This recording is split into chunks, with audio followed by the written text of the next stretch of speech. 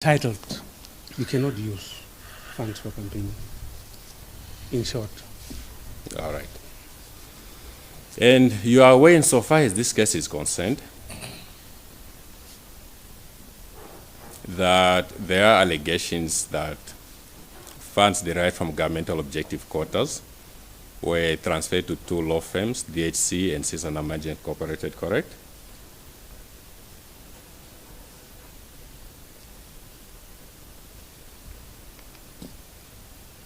My Lord, as I've testified, I have not directed, neither instructed transfers to those very law firms.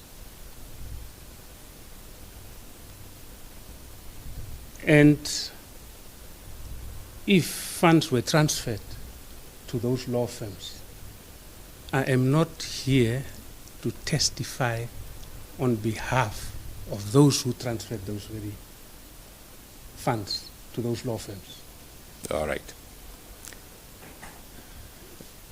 The reason I'm asking you, as the Minister of Fisheries, who was dealing with the quotas, and you also signed off on the letters by Stier and Frente, I'm asking you today, with the disclosure that you have received, that you are aware of such transfers today. With the disclosures, I am aware, my Lord. I became aware. Okay. I became aware with the disclosures. Okay. Yeah. And from your knowledge as the Minister of Fisheries, and from what you are aware of today regarding those transfers and the documents you have in your possession, you agree with me that those transfers to the two law firms were unlawful? For sure, in terms of what transpired, it was unlawful, it was unreasonable, and it was unfair.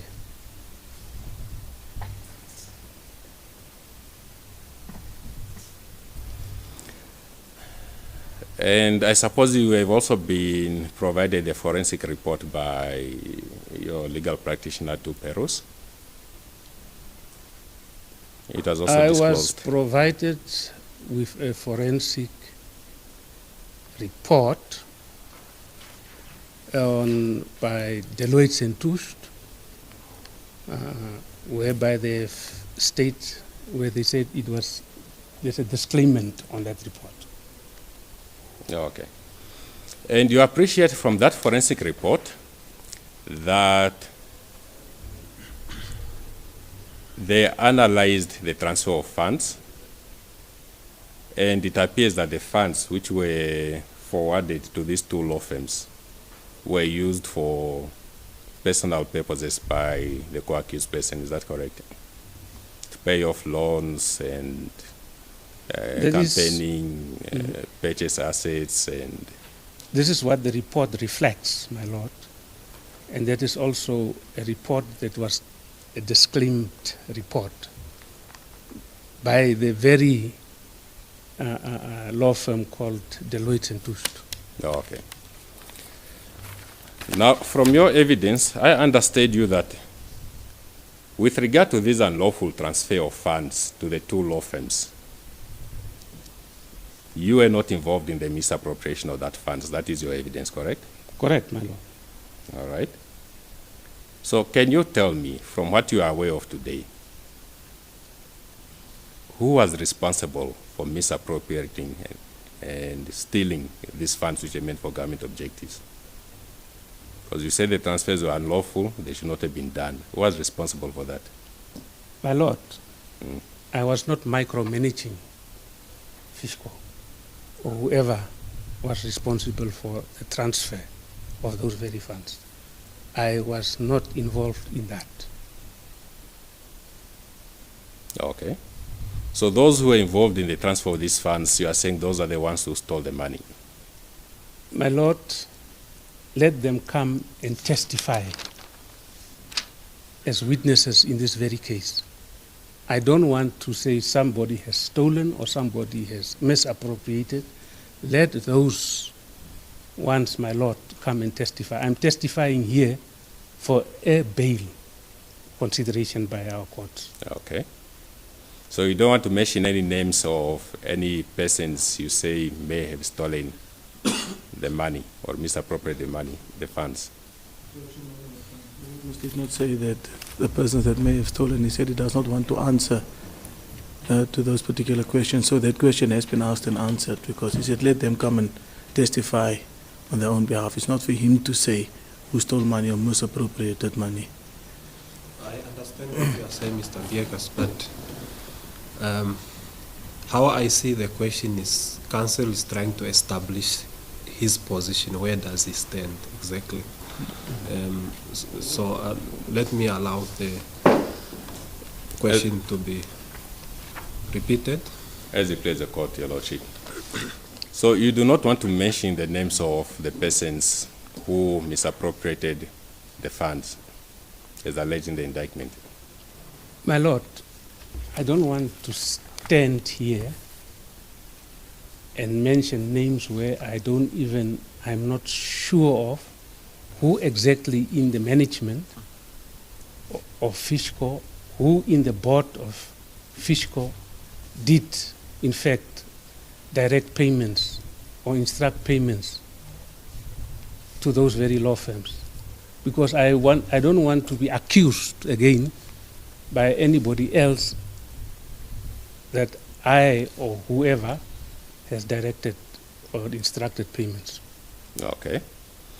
You see, the reason that I'm asking you that question is because of the new facts that you raised. You said that your name was used by your co-accused persons. You had nothing to do with the offenses. Mm-hmm. So I take it that you do not want to identify whoever that co-accused person is or co-accused who used your name. Is that correct? My Lord, it's not the fact that I don't want to identify any co-accused.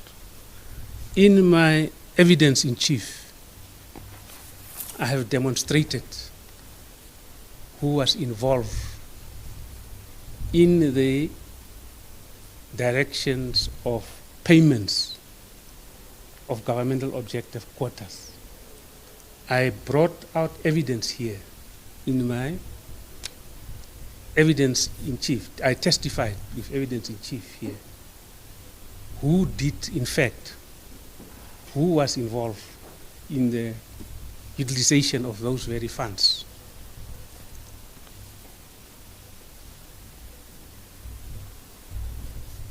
Who's that person, Mr. Esau?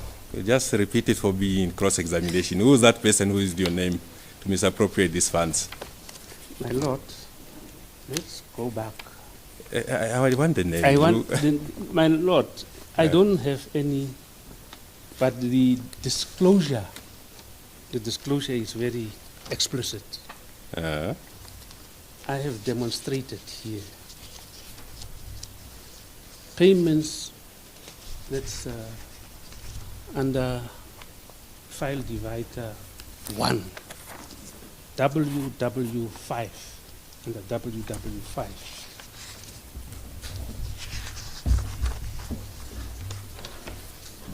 Now I have to go back. Payments to Cuba Tech Nika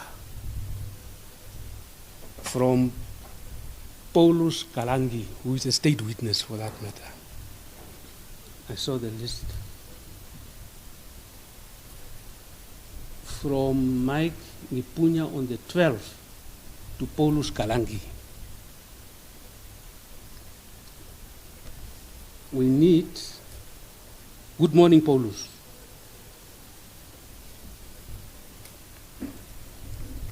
Good morning, Paulus. Just want to draw the court's attention to this. I have forwarded the translated invoices addressed to Seaflower. That is what they are saying. This very email is part of, it was copied to the permanent secretary then, the ED, Moses Mauri Hungirire, who was a board member My Lord, we are together on this. Yes, I'm following. Who was a board member and also ED of the Ministry of Fisheries and Marine Resources. I am not featuring anywhere, but all what I can see from this very email correspondence, it demonstrates that I have not directed and neither instructed payments to any beneficiary of governmental objective quotas. Okay. There were also payments to the law firm DHC.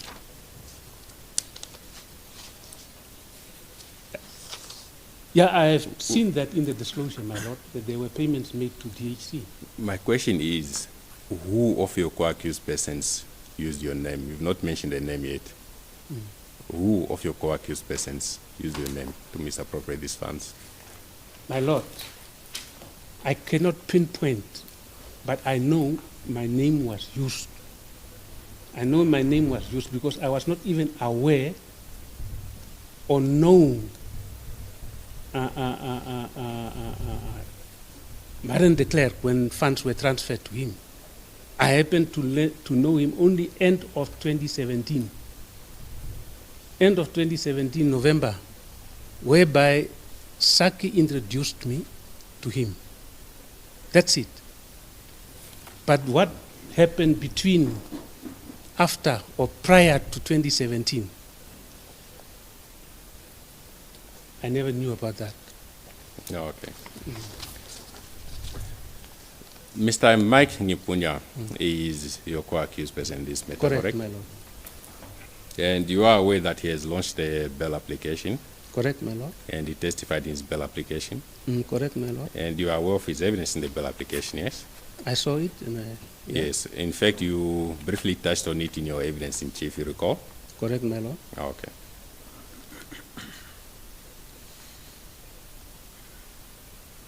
Now, you have testified in the case before court that you did not direct payments to the law firms DHC and the law firms Namanje Incorporated, Correct, yes? correct, my Lord. All right. You see, your co-accused person, Mr. Ngipunya, he testified that the payments to DHC and the law firms Namanje Incorporated was for the SWAPO Party Congress. And you said, according to your evidence today, that is unlawful, it should not be done, yes? Please answer so that the mic picks you. Correct, my Lord. Okay. And he indicated that you, Mr. Bernhardt Esau, as the minister, had identified the beneficiary.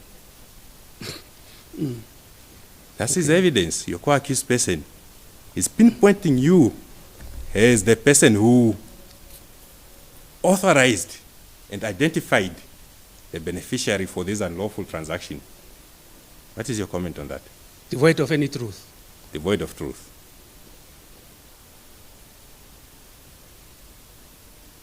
And he went on to say that, look, him as Mr. Bernhardt Esau, he just follows orders, yeah? That he has no power to tell you as the minister who the beneficiaries are. What is your comment to that evidence? My Lord, when I was a minister, I never interfered into the management of a state-owned enterprise like Fishco. I never interfered. I never micromanaged. I have to use the word micromanagement. And what was happening in 2015, December, to Cesar Namanje, where money was transferred, there was no campaigns, there was no elections. That's why I said it's devoid of any truth. All right. 2016, or whatever time, when money was transferred to DHC, there were no elections. There was no campaign. I don't know. So it's devoid of any truth, what was testified here. Okay, this is in respect of 2017 that you are testifying about. 2017 for the financial year 2016. Okay. And he went on to say that with regard to these projects involving governmental objectives, that these projects were carried out, that these projects, the projects to be carried out were specified by you, the minister. What is your comment on that? Devoid of any truth. Okay.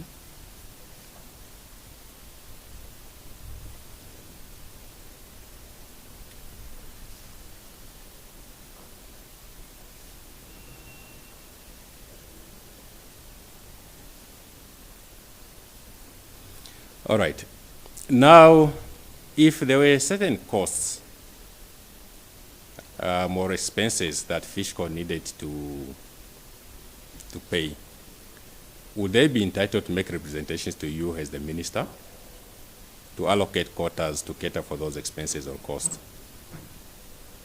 Sorry, just repeat the question. For If me. there were any expenses incurred by Fishrot or any costs that they intended to pay, could Fishrot approach the minister for representations in order for the minister to allocate quotas to Fishrot to cover those costs or expenses?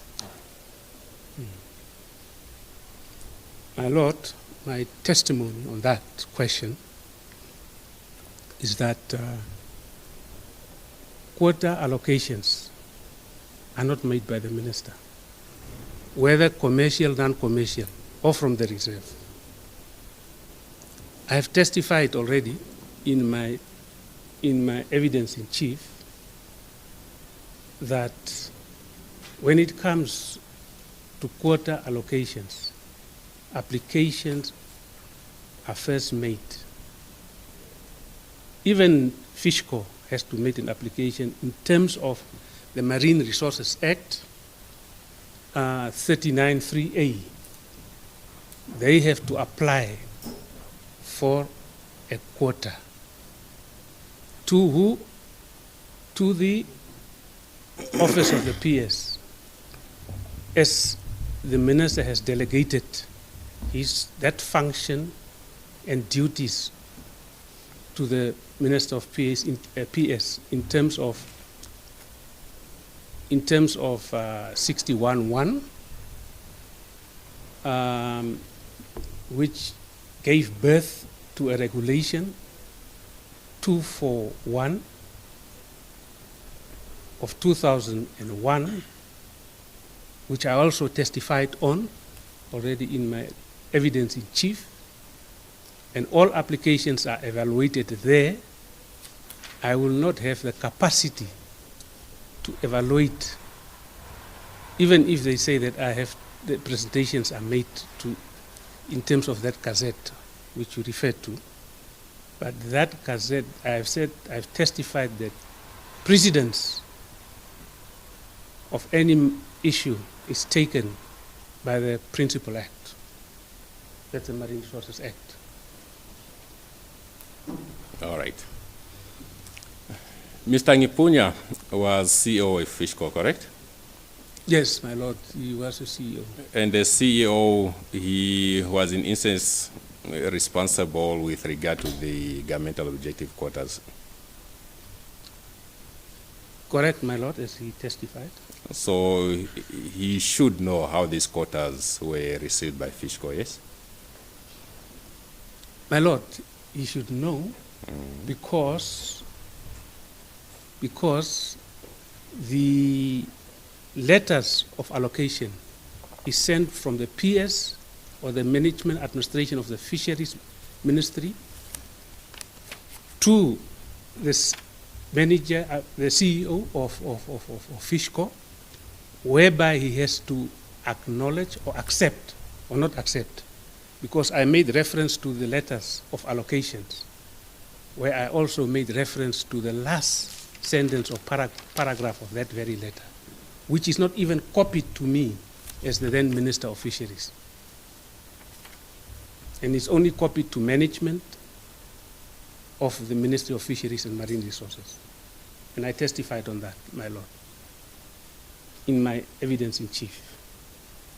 Now, he further went on to testify that as the minister, you could also approach them to undertake a project, and then they would inform you how much it costs, and then you allocate a quota. I don't allocate quotas, my lord. I'm repeating this one. I'm not awarding quotas, my lord. As a minister, you are getting recommendations through an internal memo to approve the allocations of quotas that was made by the administration, by the PS office. And I testified on that as well. How did you put your question? To say he could approach Fisco To undertake projects, to undertake projects. and then Fishco would inform him how much that would cost, and then he would allocate the quotas.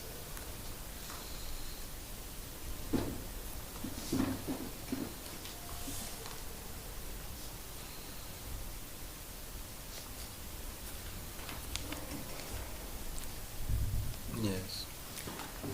All right. Do you want to say something? I was just saying, my lord, again, my evidence in chief. In my evidence in chief, I was saying applications for quotas, whether commercial or non-commercial, or from the reserve, is made to the office of the PS. Allocations of quotas is not made by the minister's office. It is recommended based on the applications by those, if Fishco included. As a recommendation, the PS office made recommendations to the minister for approval of allocated quotas determined by the office of the PS management and administration of the Ministry of Fisheries. In terms, and I have made reference to section 39(3)(a) of the Marine Resources Act as well, All right. in terms of applications. So in instance, you're the one who approves those quotas. What must I do? It's administrative, my lord, I've said. Administratively, the matter is brought to me to approve, because if I don't approve again here, because it's not only a quota allocated to Fishco in that very internal memo. There's a number of right holders and non-right holders who are recommended quota allocations, my lord.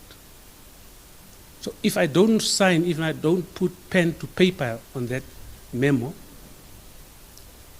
the repercussions will be serious in terms of jobs, in terms of investments to the industry, to the fishing industry.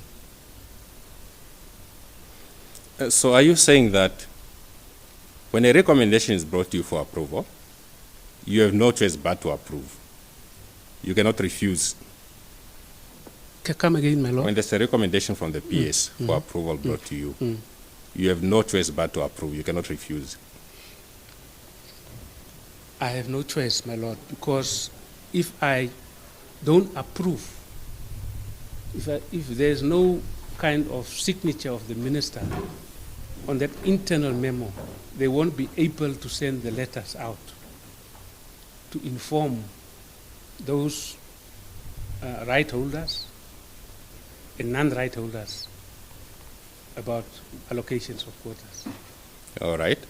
Now, what if you notice in those recommendations that the allocation of a quota, a governmental objective quota, is not for a governmental objective purpose? Do you still approve?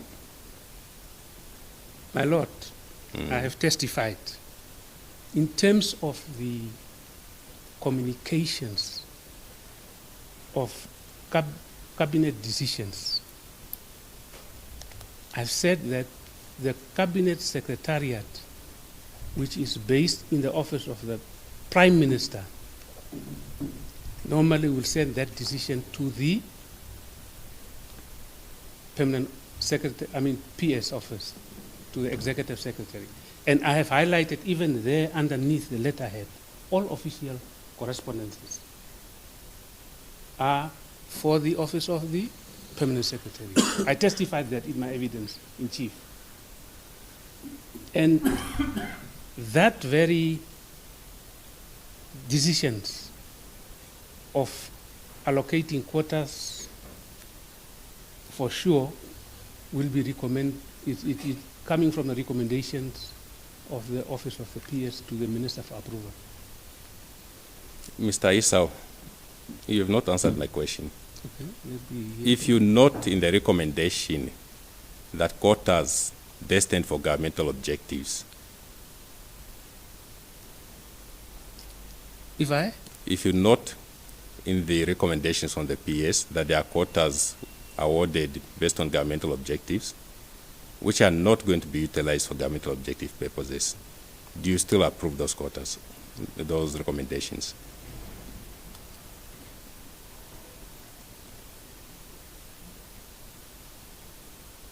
If I note Yes, that there are quotas allocated for governmental for objective governmental purposes. objectives, Let me give you an example. correct. To a political party, for example, you know definitely this is not a governmental objective. Do you still approve it?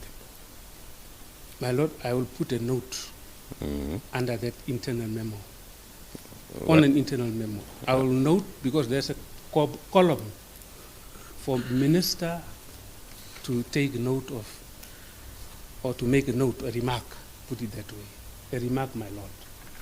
If that is happening, I will for sure put a remark and say, now, what is this all about? But I will have to sign it off. I have to.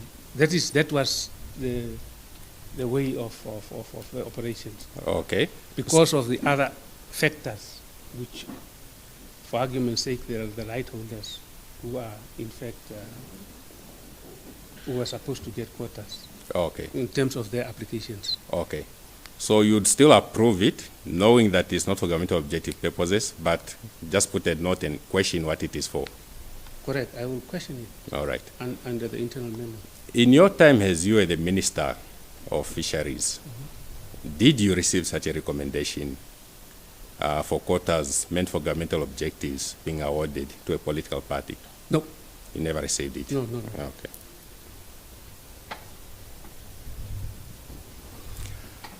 During your time as the Minister of Fisheries,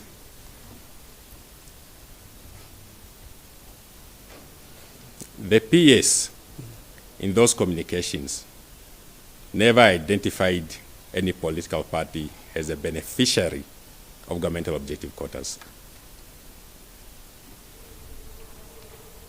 My Lord, as I testified, I am not copied in on those letters that goes out to the beneficiaries or to right holders, if I have to put it that way. I never am copied on. So I cannot, in fact, shoulder anything pertaining to what was communicated by the PS to those beneficiaries. All right. But insofar as the recommendation from the PS to you, there was never any stage where any of the PSs identified a political party as a beneficiary. I have not seen that, my Lord. You've never seen it. Okay. Neither did I see even this letters that is communicated to the beneficiaries. Okay. And is it also correct to say that from the time that you were minister, even with the receipt of disclosure, you've also not seen those letters from the PS identifying political parties as beneficiary of governmental objective I have not quotas? seen those letters. I'm not copied on those letters, my Lord. My question is, you've not seen them? I have not seen them. Okay.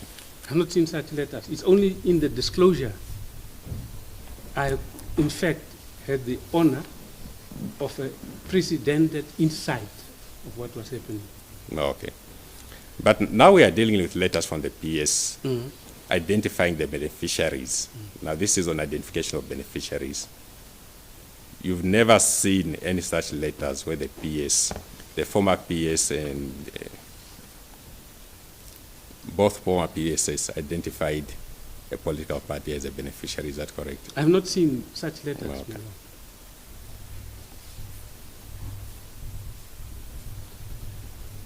Did they ever at any stage communicate to you as the Minister of Fisheries that the SWAPO party is a beneficiary of governmental objective quotas? Did? They ever communicate to you, the PSS who were there during your No, time? no. Okay, let me finish the question. I don't know if you had the full question. That the SWAPO party was a beneficiary of the governmental objective quotas. They never communicated that. No, no, my lord. All right, so no one actually brought that information to your attention. Is that correct? Correct, my lord. Now, where do you get this idea that it was the PSS who determined the beneficiaries, including the political party in this particular case? My lord, I have already testified that I was not even informed about the political party being allocated a quota by office of the PS. No. Okay. So as far as you know to date, in the absence of such letters, you are not aware of any unlawful doings by the PS?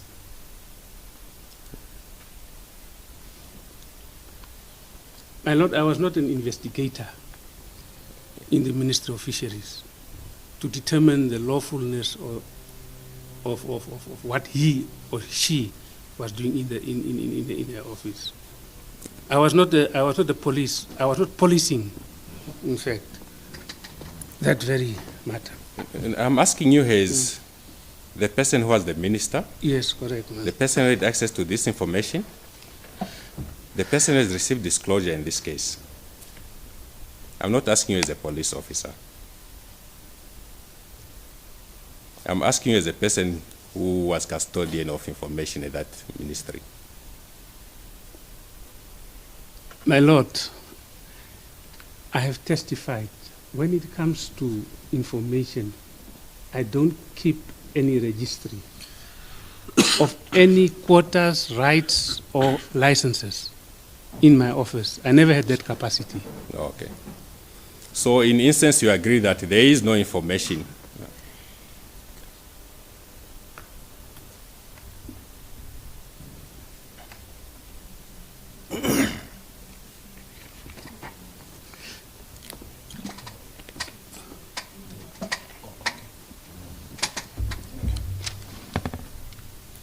May I proceed? As it please the court, your lordship. In instance, you agree that there is no information, written, verbal, or otherwise, that the PSS who were there during your time had unlawfully diverted these governmental objective funds. I never had that kind of agreements or statements, whatever.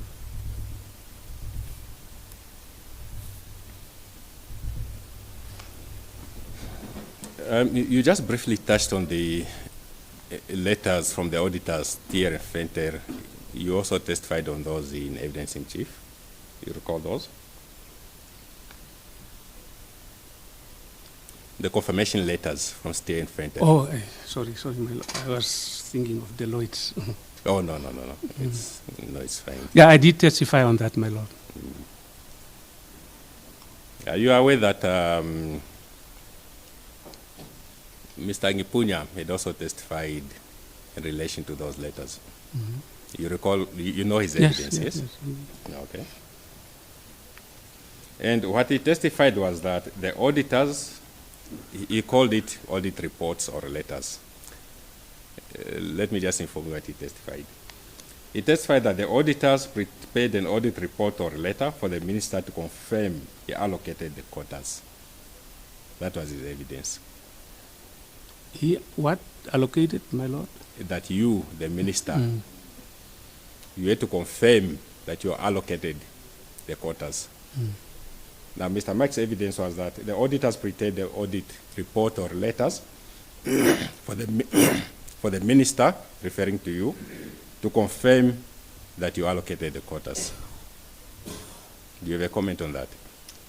My Lord, I testified that the quotas, the beneficiaries, in fact, these are the beneficiaries that was allocated the quotas to.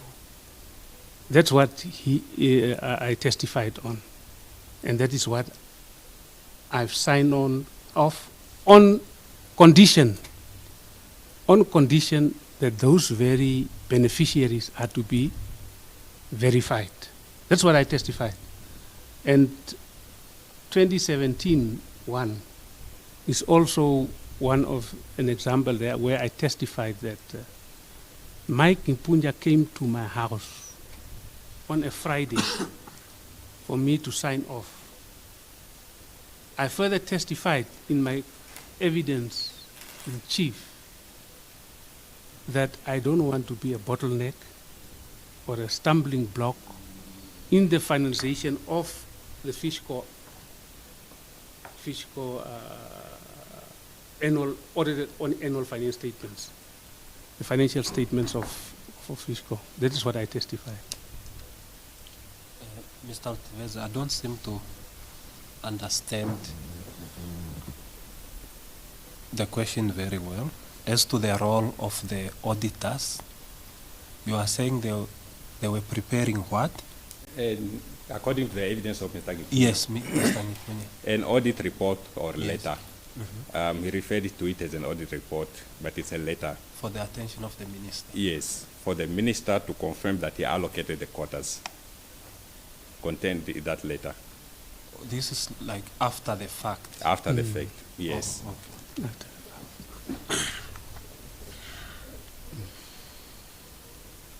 You understood that? Yes, I did. And I did respond to that. Oh, okay.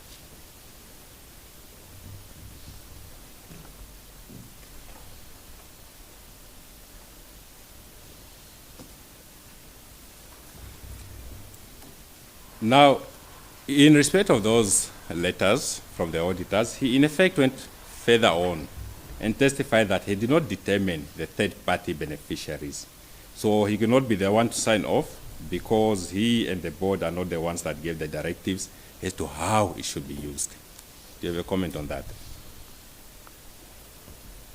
My Lord, when I signed off this Gazette of Cooperation Agreement and the Gazette of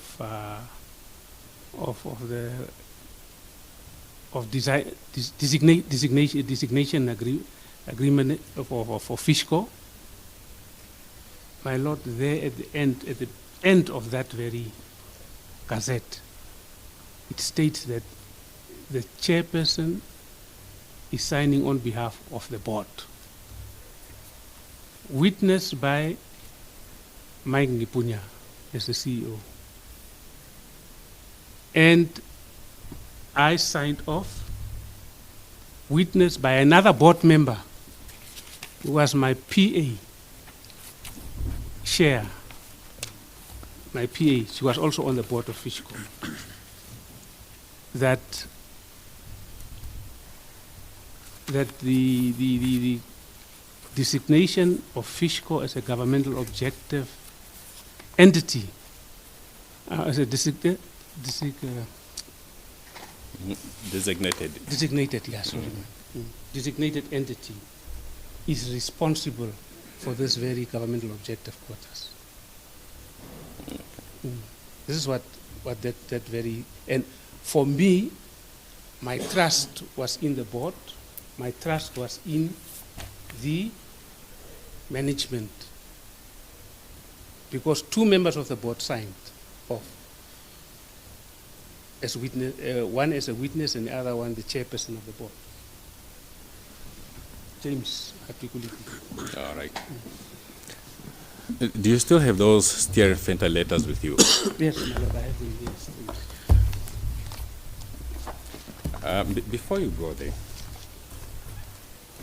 Mr. Esau, you provided an affidavit in the bail proceedings in the lower courts, yes? Yes, an affidavit. Do you recall if you initialed that affidavit?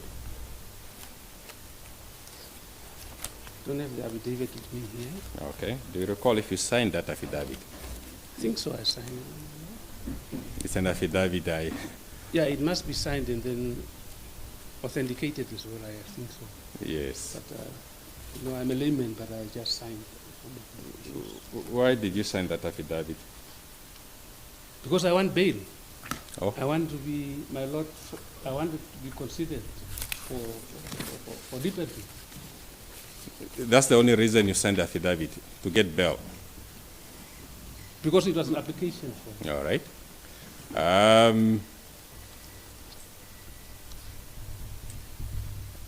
Did you perhaps, I'm just curious, sign that affidavit to confirm the truthfulness of the content of the affidavit?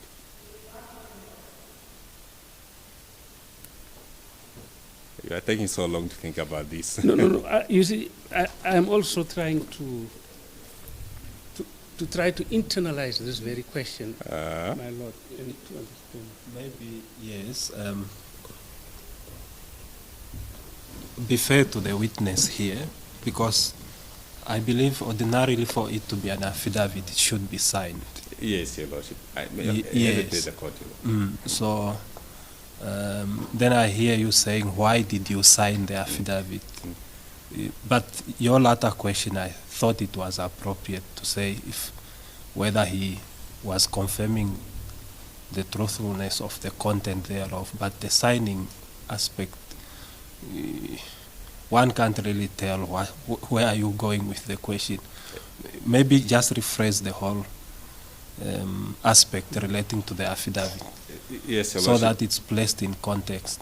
Yes, Your Lordship. In actual fact, that is the question I wanted to pose to him with regard to why he signed. Was it to confirm the truthfulness of the content of your affidavit? Okay. Do you need time to digest the question? My Lord, the affidavit, when I signed the affidavit, I signed it on the facts that was captured within the affidavit. The facts that I do have a case for consideration for bail. So that is what I have signed off, and that was my understanding. All right.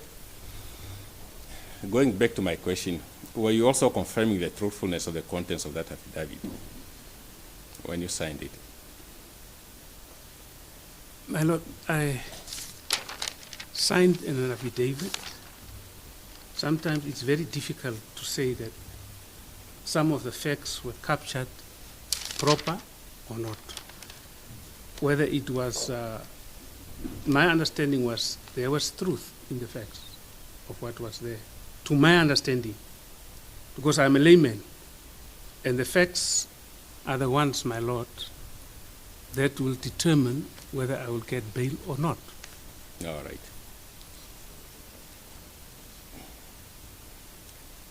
So to a certain extent, indeed, you are confirming that what is written in the affidavit is correct.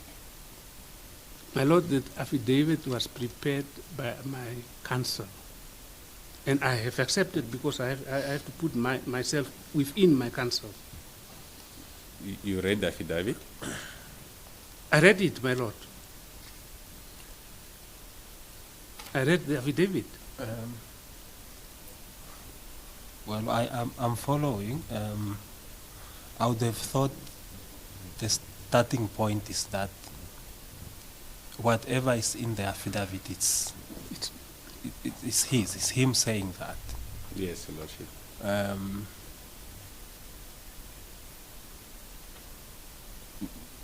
Maybe then the question, if that is established, then the question would be whether he verified or read through the content of the affidavit, and he was satisfied that that's his evidence or what he's saying. As it plays the court, Your Lordship. Yes, because it almost started as if the question is creating an impression as if the affidavit was prepared by someone else without his input or him participating, then whether he then confirmed what was said or what is written in the affidavit. Yes, that's what it came out in his evidence. Okay. Yes, that was the evidence he's testifying to. I did not lead on that. Okay. Because I just wanted to find out if he confirmed. You read through that affidavit. I have read about this affidavit, my lord. And you confirmed the contents of the affidavit. My lord, it's like I confirmed. Okay.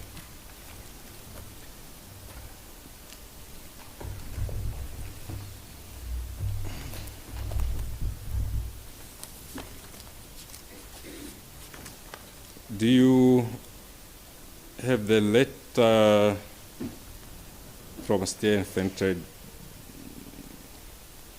Before I get to there, you testified in your evidence that you signed these letters from Steer and Fentrade, correct? Correct, my lord. And what is the purpose of you signing any document? Not only these letters, signing any document.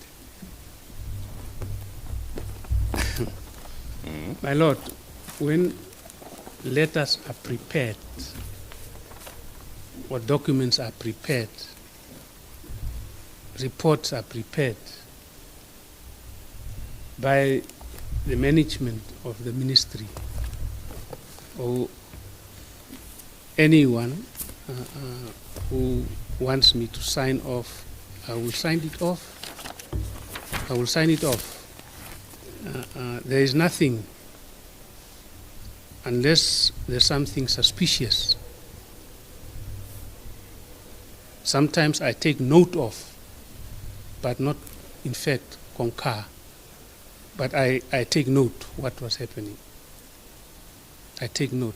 You'll just sign it off. I will sign off when something is brought to me, like the Stee and Fender. I mean, Stee and Fender Associate.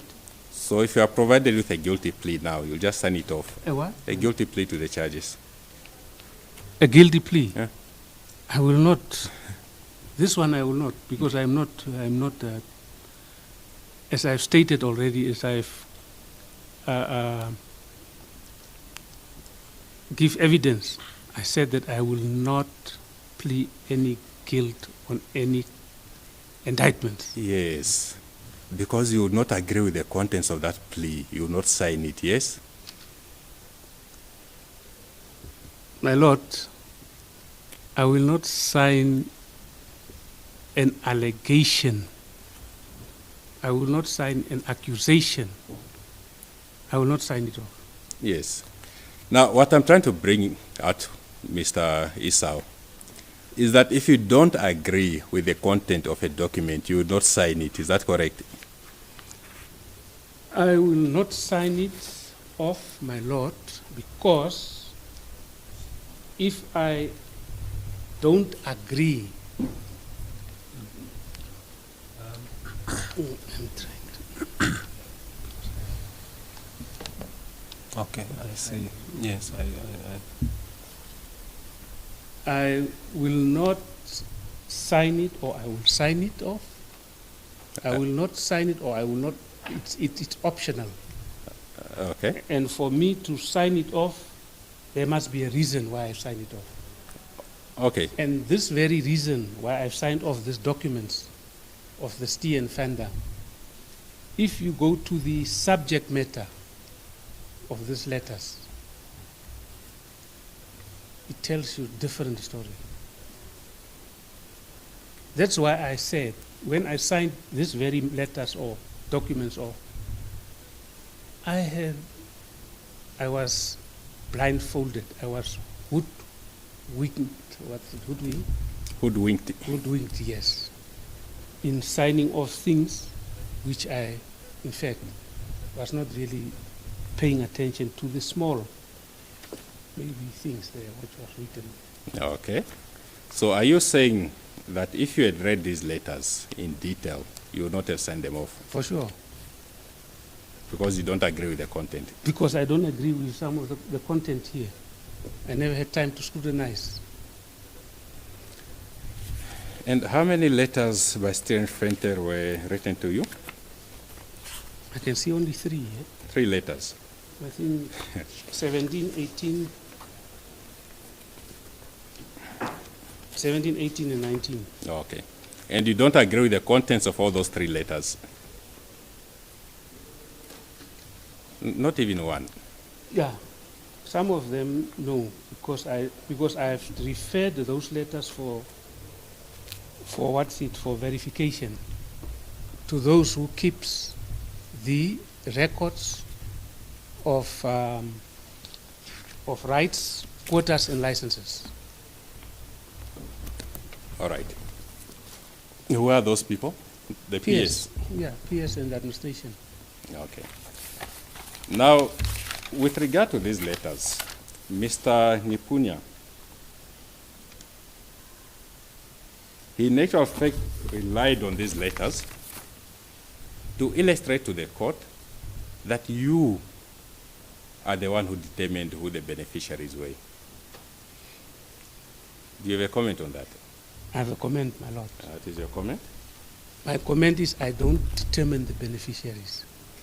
All It is right. very clear in these very letters that the beneficiaries were already paid even before this letters was brought to me.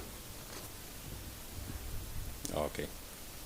They were paid if you go to the tables of these very letters. Even the allocation of quotas were done post these very letters, after these letters. And I have demonstrated that, my lord. And if I need still to demonstrate, I am ready to demonstrate that. So from 2017, 2018, 2019, despite these letters coming after the fact, after payment, you did not do anything about it. You did not say anything about it. My lord, I have not scrutinized this very All issues right. here. No, that is fine. Let's start off with the letter of the 3rd of February 2017. Do you have that with you? Yes, my lord, straight here, WW5. WW5.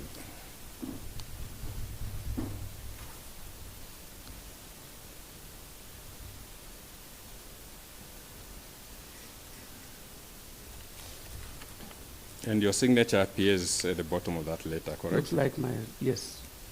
And you are the one who wrote the date on that letter as well, correct? Yes, my lord, it's my handwriting. And there are attachments which accompany that letter. There is one. Mhm. I just have to make sure, my lord. Yes. Because there is one without a heading, but it is just saying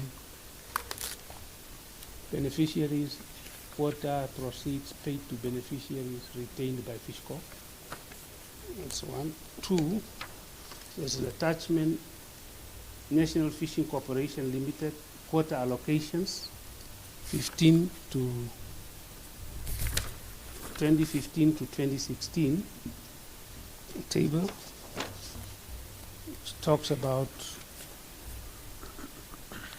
date allocated, quota 4,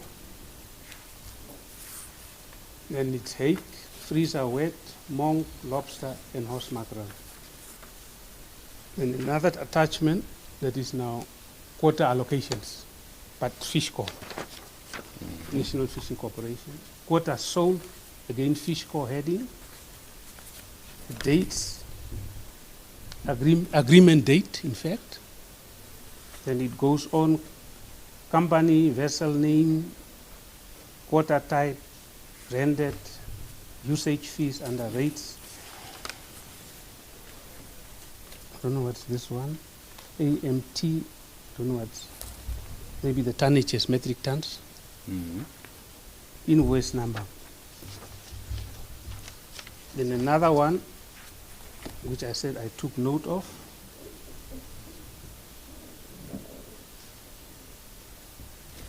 Payments And it goes on like that. I don't need to go into Okay, the there are further several because of them. just time. Oh, okay, thank you. I just want you to take us through the first letter. The others, I'll just refer you to particular portions where I need. But for the first letter, I just want you to convey. What was the title of that letter? This letter was- Confirmation. okay, before you start, to whom was this letter addressed? Honorable Minister, Ministry of Fisheries, Marine Resources, Office of the Minister, Private Bag 13355. And is this the letter that you say you received from Mr. Ngipunya? He brought it to me At at the farm? home. I think, not at farm, at home. At home? Here in Windhoek, Oh, okay. Hoogland Park, on a Friday after. On a Friday after. I was not in the office. I was at home. I was on my way outside, traveling out of town on the 3rd of that Friday. And he brought the thing to me, this letter. Said I must please sign because they have to finalize the audits of Fishco. All right. And what is the title of this particular letter? Confirmation of third-party quotas granted through the National Fishing Corporation, Fishco, and approval of the amount remaining to be retained by Fishco. Okay. And the first paragraph, what does that say? In connection with the 30th September 2016 audit of Fishco, we noted that Fishco received hake and horse mackerel quota from your ministry on behalf of third parties as well as for governmental objectives. We understand that there was a verbal agreement between the Honorable Minister and CEO that should there be any balance remaining from the proceeds of the third party quota, the balance should be retained by Fishco. All right. Just stop there. Are you aware of such a verbal agreement between you and Mr. Ngipunya? I can't recall, but it's captured in the letter here. It could be. Could be, could be. I don't know whether I have really entered into a verbal agreement with my co-accused. Excuse me? If you're With my co-accused. Oh, with your co-accused. Yeah, you the don't know. co-accused. Okay. Yeah, I can't recall such. All right. And then it continues. It says what?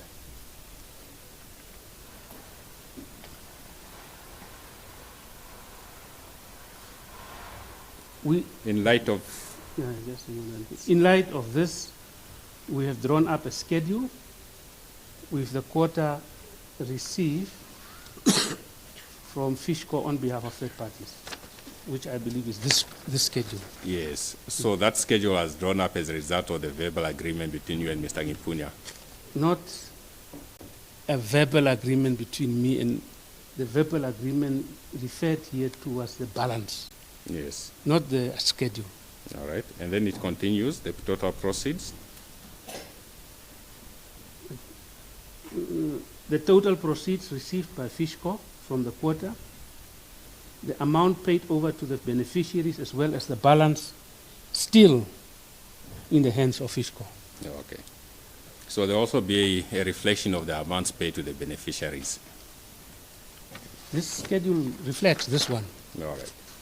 And the following paragraph, what does I say? Attached schedules have been summarized on the next page. This is this one. And then? We will honor, will the Honorable Minister or his representative please confirm whether Fishco should retain the full balance or not?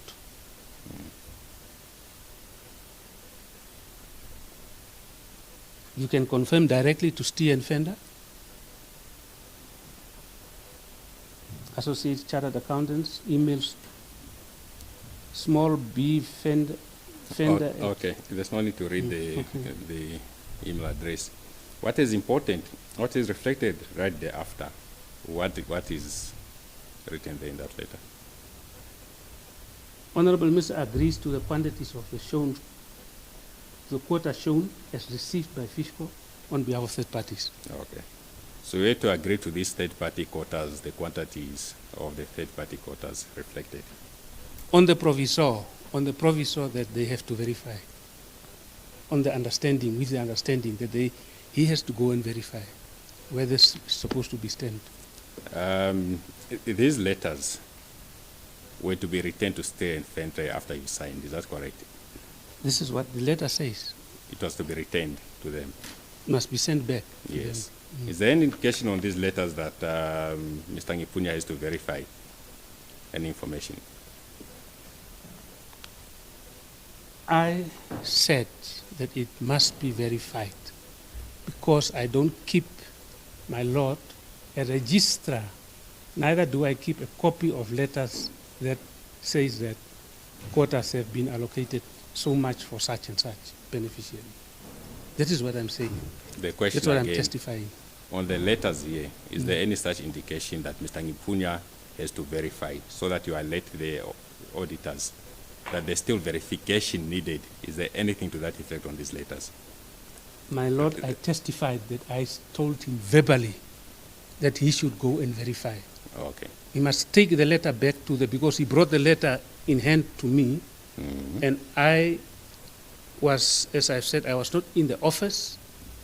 I had to tell him, take this letter back to the office. Go and check the PS. Go and see the administrators. Okay. Yeah. All right. It's not the question of it being in the letter here. No. All right. In your evidence, you testified with regard to the recommendations from the PS. If you don't agree with something, you put a note there. Is that correct? I put a post-it pad, small post-it pad, with where I said, please check this and that. That's it. Why did you not do this with these letters from Steer and Frente? Where is the post-it pad? You don't. It's a kind of with glue at the back, which you put it there and somebody can take it off. I don't know. Why asking me that? Where is that very? I'm at home. I've got small. What's it? I put it with a clip, with a small thing. That's it. Go and check. Excuse me. Are you saying you put something on these letters or not? I said I've put things for check, especially those ones which were sent to me, but not brought to me in by hand. Let's deal with this later. Correct. Was there any note that accompanied this letter? This very letter of 2017, there was no note. Oh, okay. I told him to go to the office because I had trust. He's a CEO at the high level. All yeah. right. And in respect of the other two letters as well, there was also no note. It was just a verbal instruction for the information to be verified. The other two letters, my Lord, those other two of 18 and 19.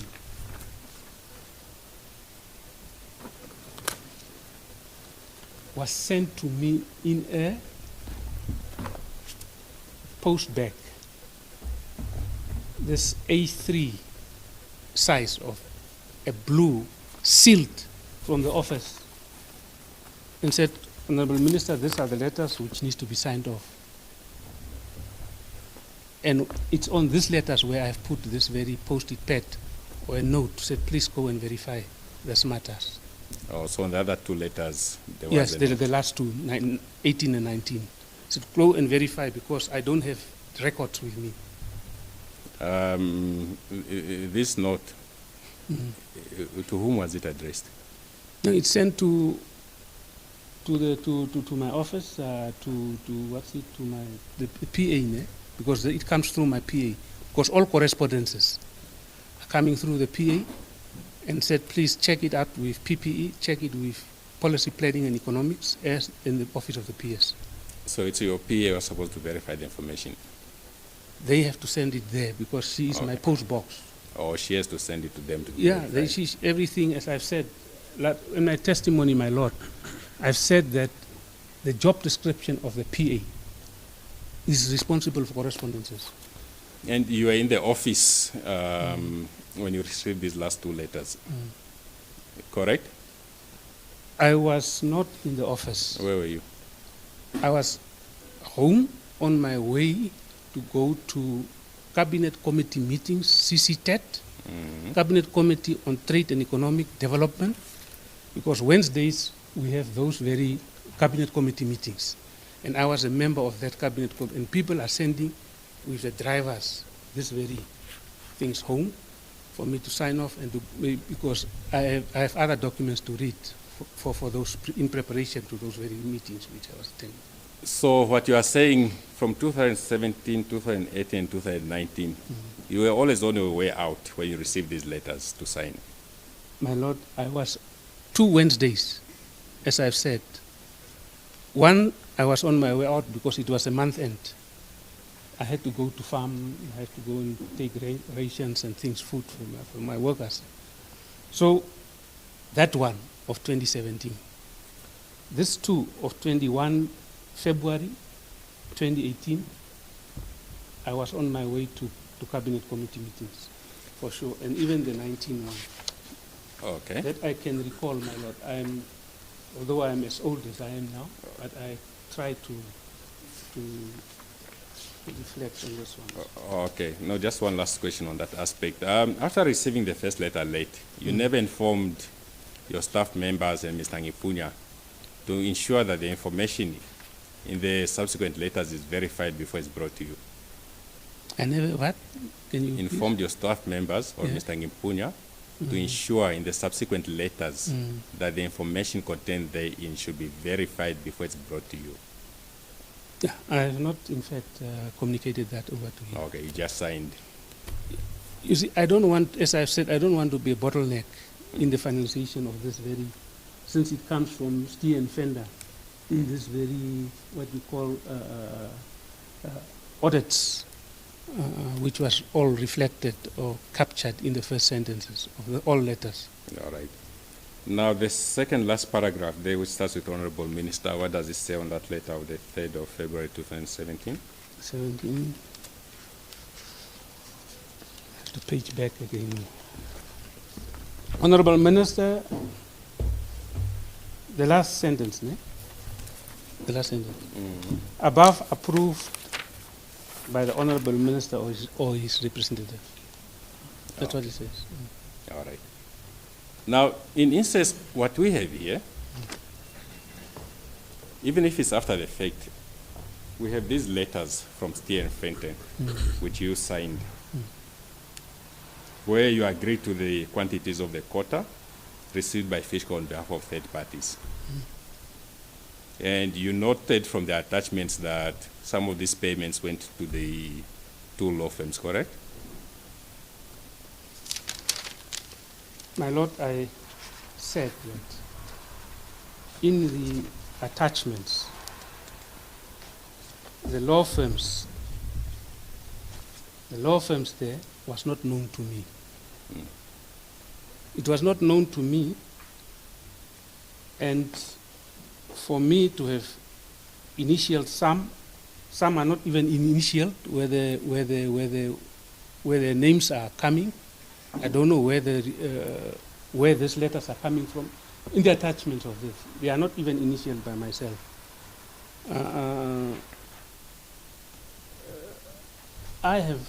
I can say that I have not seen some of these attachments. If you check the attachment in this 18 one as well, where DHC was getting 3 million, there's no signature of mine. So this thing was never came to me. What never came to you? This very one. The attachment. This attachment, not even initialed by me Okay. as well. And Not you're even only, seen. Yeah, okay. And you're only noticing it now that it never I came saw to it you. in the disclosure now. Only now. Yeah, Okay. the inside, unprecedented. Is there any other document from these letters of Steer and Fenton that you noticed never came to your attention? You are the one who presented these letters to the court.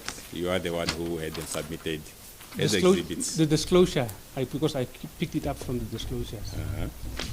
Even here, Caesar Namanje, 2.5 million. It's not even, never came to me as well. Okay. There's no signature or whatever. DHC again, October, and I even didn't know even DHC, 80,000. Okay. DHC, yeah, payments made, quota payments. So, and that confirms again the fact that I have never directed or instructed anybody to pay. Is there any reason as to why you did not inform the court about the absence of these letters in your evidence in chief, these attachments, that they never came to you? In my evidence in chief. When you presented this letter to court? Just as a point of clarity, the witness did testify on that aspect. And the witness did indicate that some of them were not initialed by him and some of them he didn't even look at. There was an oversight on his part also. That was his testimony, as it pleased the court. Yes, I think I had something to that effect, As it is, especially in respect of the attachments. as it is the court, Your Lordship. I recall him saying that some of them he did not look at the attachments, he just signed the document. Okay, on the first attachment, where is your initial? That one, it says beneficiary quota proceeds paid to retained by. I took note on the first attachment. I just initial it as note taking. Where's your initial? This one.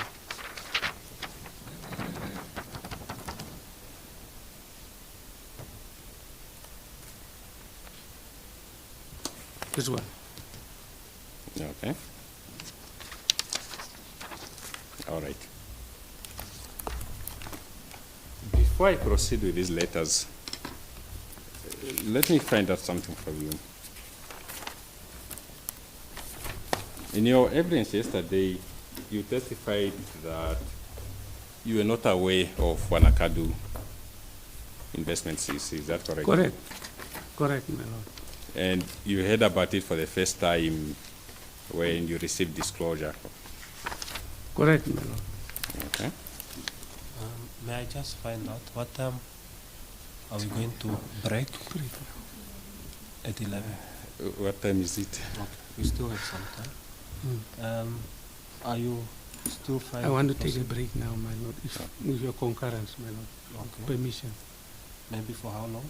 Maybe for 20 minutes, just 10 minutes. Okay. He has to take Let's a while. allow him that, and we'll be back at 11 o'clock.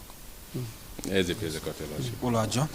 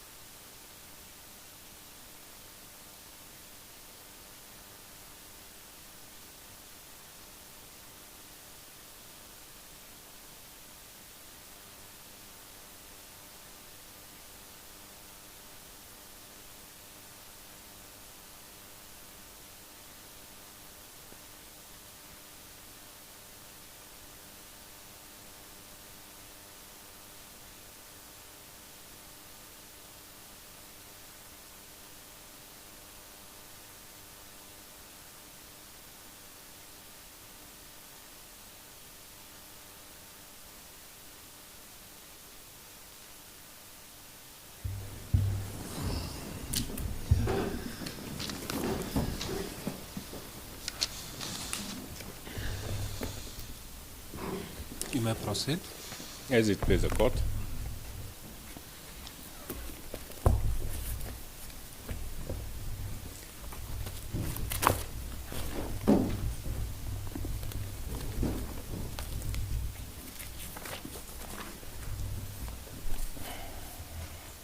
Yes, Mr. Esau, if we can just put aside those steering fenter letters for a while, I'll come back to them now.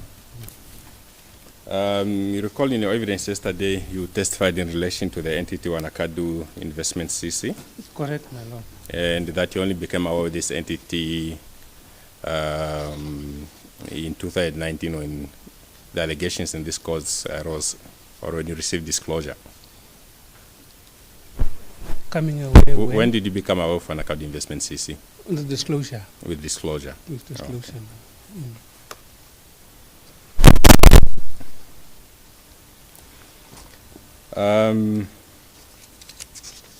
In the disclosed docket, you've come across letters from Mr. Mapopi and Mr. Ngipunya with regard to the provision of dried fish for purposes of governmental objectives, yes? Yeah, in the disclosure, my lord. Okay. And that this entity, Wanakadu Investment CC, was going to provide dried fish to Fishco That's what I've in picked the up disclosure. in the disclosure. my lord. Yes. And in actual fact, what you also have in the disclosure is that Fishco, in actual fact, paid Wanakadu $4,199,995. Is that correct? In the disclosure, my lord. Yes. And you also have in the disclosure evidence of how this money was distributed. It was received by Flamingo In-Flight Catering and Yeah, Honor. in the disclosure, my lord. Yes. Yeah. And the allegations is that Mr. James Atukilipi is a director in Flamingo In-Flight Catering, and the order for the onward distribution of the funds, yes? In the disclosure. Yes, has contained the disclosure. And you've also seen from the disclosure that the entity, Flamingo Commodity Supplies, where Wanakadu allegedly sourced the dried fish, is a non-existent entity. Unprecedentedly insight. Yes, I From can the imagine. Were you That's what I shocked? saw. Were you Out shocked? of my boots, my lord. You were shocked out of your boots. You see, this is what is happening in these transactions and things like that. Yeah, okay.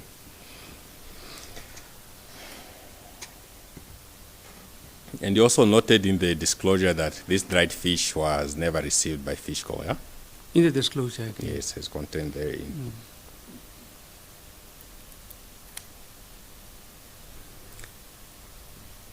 Now, has the Minister of Fisheries at the time, did you approve this transaction? Not at all, my lord. I never approved transactions, as I said. I was not involved in micromanagement. So. Were you aware of the purchase of this so-called dried fish? Well, I was aware of the purchase of dried fish. Yes, at the It time. was only in the disclosure. Oh, okay.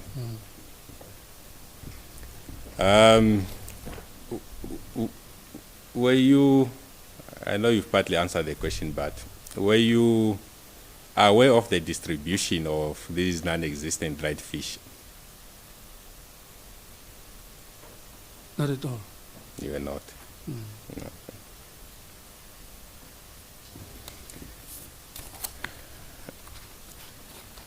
Now, insofar as you are concerned, were you contacted by Mike with regard to this dried fish Not at all, my lord. procured by Wanakadu? You were not. No. Were you informed that this fish should be handed over at a particular date by Mr. Ngipunya? No, not at all. No. Dried fish. No. No.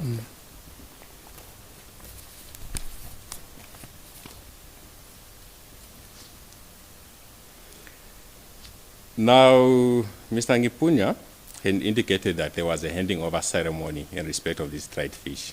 You saw his testimony? Correct, my lord. All right. And he said that you, as the minister, had decided for the handover to be in Walvis Bay because there was canned fish to be handed over as well. Do you agree with that statement, that this dried fish from Wanakad was to be handed over in Walvis Bay? I disagree. Oh, okay. What was the question? I'm just putting to him the version of Mr. Ngipunya that the minister, Mr. Esau, Yes. had decided that the handover would be in Walvis Bay because they had canned fish to be handed over as well. Okay. So you said you are not aware of this. I'm not aware of the dry fish. To the relevance of the line of questioning and whether the allegations in the indictment relating to the dried fish, whether that aspect also touches on the witness, whether he's been charged with the dried fish allegations, because it would appear now that evidence is being solicited from the witness against his co-accused, particularly when the matter is not relevant for the purposes of the charges that the current witness is facing and the purpose for his bail on new facts. As it pleases. Your Lordship, the evidence is relevant. What I mainly want to illustrate to the court is that the accused persons and co-accused persons, come trial stage, they all be pointing fingers at each other insofar as the evidence is concerned. I also want to illustrate that with regard to some of these transactions, the dried fish and other transactions, that's why I left the forensic reports. We'll come back to that at a later stage. I don't want him to preempt the nature of cross-examination because that is relevant in respect of the confirmation by this witness regarding governmental objective quotas, Your Lordship. I hear that, but what I gather from your colleagues' objections to say that nothing of what you are putting to him or asking him is he charged of, or maybe what is the its connection to the charges that he faces before court. I understand him to say that evidence is just being solicited from him in respect of something that he's not going to answer to at the end of the day. There are charges of corruptly using his office for gratification in the award of these quotas. There are letters from Steer and Frente, which he wrote with regard to the award of these fishing quotas. I believe that you dealt with without any objection. Yes, Your Lordship, because there are different charges, but they all relate to more or less the same thing, even though they are subdivided into smaller categories. There are charges of racketeering. We have charges of racketeering, Yes. which is broad and over, covers all the accused persons in respect of basically all the charges. That is what racketeering is about. So all the other charges will somewhat be relevant to the others. And at the end of the day, Your Lordship, as I indicated, it's an issue of confirming governmental objective quotas, which were not meant for governmental objectives. And I also want to touch on the evidence of Mr. Gipunya regarding what he said in connection with this particular witness. As it please the court, Your Lordship. Mr. Biamas? My Lord, it's a fishing expedition. So Malena is trying to build his case against other accused persons. Even if it's racketeering, the racketeering must be linked. Now, if these are separate charges that relate to separate transactions relating to dried fish, for which the applicant, the witness in this instance, have not been charged with, there can be absolutely no relevance to his particular matter on the basis upon which he brought his application on new facts. All that Malena is doing now, like I'm saying, fishing expedition and playing the accused persons against each other, hopefully that he can use this then, at the end of the day, a trial against the parties. And that is clearly prejudicial, not only to this witness, but also to the other person that is not here. Okay, thank you. As it pleases the court. Certainly, I believe that you appreciate the sentiments that your colleague is sharing. It will not be a problem where charges are relevant to all of them. So I would want you to concentrate mainly on his charges. That which he will not be asked to answer on, you may ignore for now, at least. Yes, Your Lordship. Yes, because it may not really assist us, or at the end of the day he may just be answering on something that he will not have to answer on. Yes, Your Lordship. Yes. I'm also just looking at it from the aspect that we are dealing with a syndicate here, That I understand. wherein persons were using this same syndicate to abuse the governmental objective quotas. And there is one person at the head of this all who was responsible for identifying beneficiaries.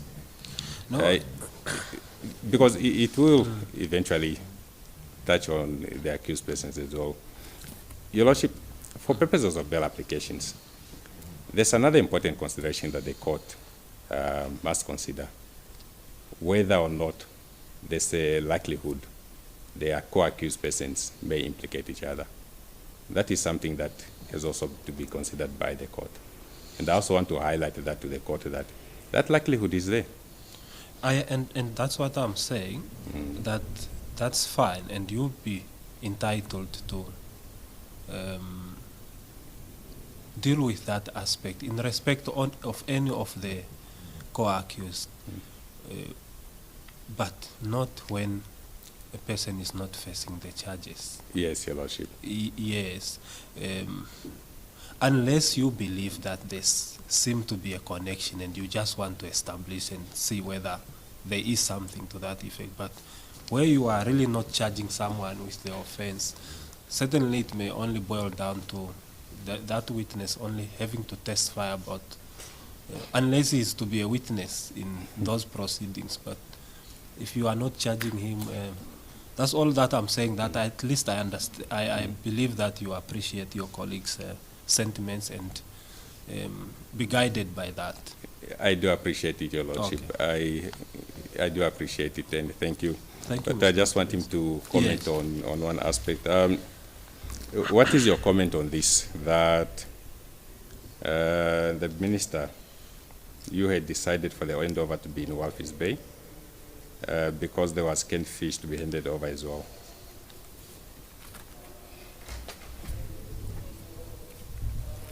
My decision or my position, my Lord, on the handing over of fish, dry fish, and canned fish, my position is that, my Lord, I was approached by Fishrot CEO, and said that they want to hand over fish, canned fish, at a Tosha fishing factory, because that's where they have bought the canned fish for drought relief, for poverty alleviation.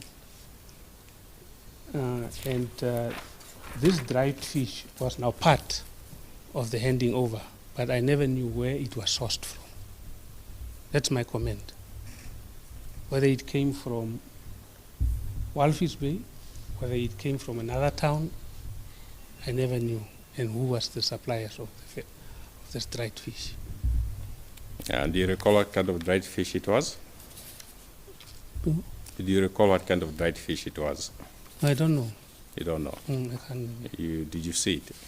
I've never seen it even. You never saw I it? just, there was a picture in one of the newspapers where I was standing in with, I think, Mike and the former Deputy Minister of Poverty Eradication.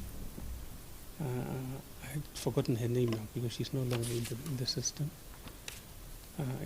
She was a pastor before. But we were standing there, and this dried fish was, not dried fish, but the canned fish was there.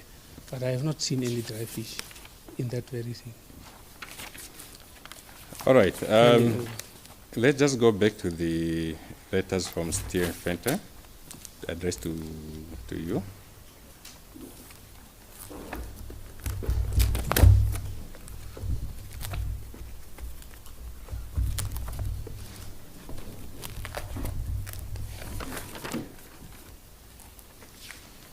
Are you there?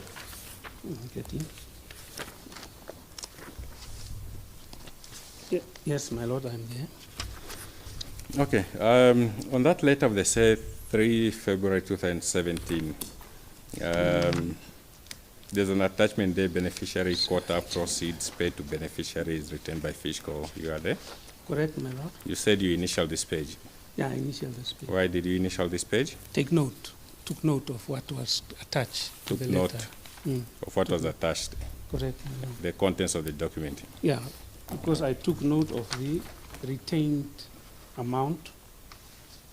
That was 6,436,968, which was on this very attachment at the bottom. Okay, now in the 9th block,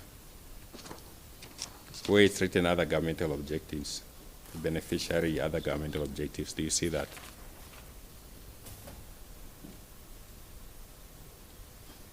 Is it other governmental objectives? Yes. Beneficiaries?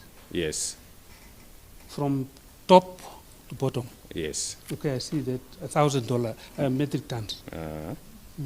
And the proceeds 4.2 million. I see that. And how much was paid to beneficiary? Yes, my lord. How much was paid to beneficiary? 4,199,995. And who was this beneficiary? Well, I don't know, my lord, because it's not reflected in this thing. Okay, and on the next page? Quota allocations. There's National Fishing Corporation quota payments. Correct, my lord. Yes. Governmental objectives. Okay. What is reflected in that? 12,000 government on the 30th of the 5th. See that one, my lord. I just want to get clarity. There's a document which is written National Fishing Corporation Ltd at the top left, Correct. quota payments 2015. Payment, okay, at the quota allocations. Apologies, my lord. If my lord may just direct me to which page number is he on now?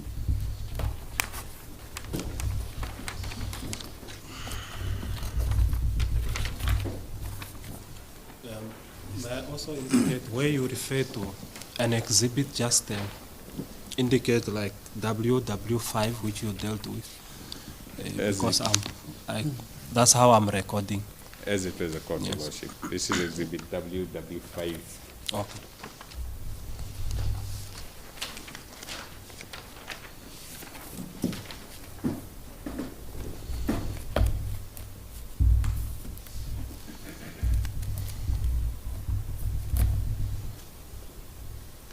You have it.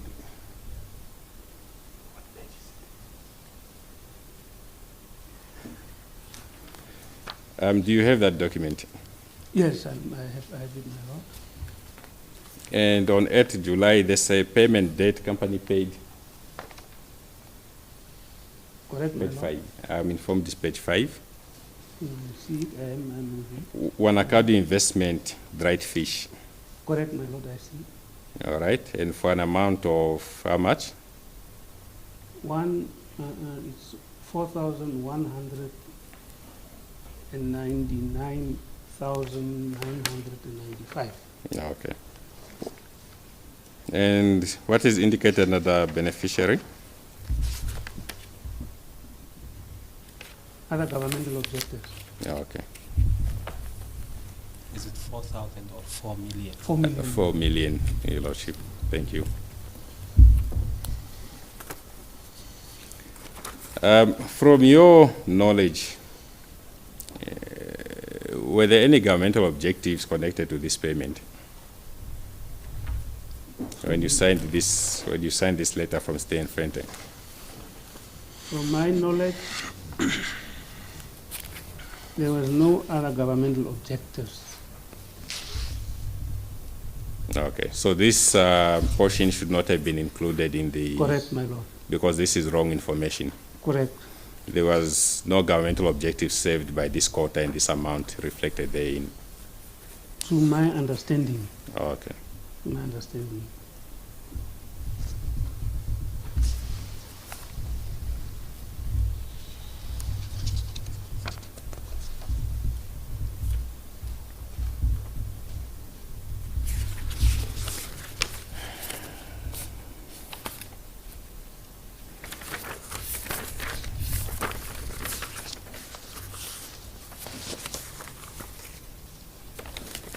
Okay, we've also dealt with I think you also testified on this in evidence in chief, on the document that is marked Horse Mackerel at the top. Still on the same exhibit.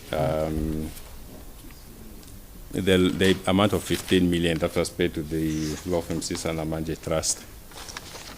You testified about this, you recall? Correct. And you said it had nothing to do with governmental objectives. Not at all. Not at all. Okay. Now, let's move on to the next letter from Stier and Frente. This should be exhibit WW6. Are you there? Correct, my lord. You signed that letter. It's my signature. On what date was it? 21/2/2018. Okay. And that letter was addressed to you. Correct, my lord. Okay. And to my recollection, this letter was sent from the office on a Wednesday to me at home in a post box bag. What's it, this bag? A plastic bag. A3 size. Okay. Sealed. Okay. You received the attachments to this letter.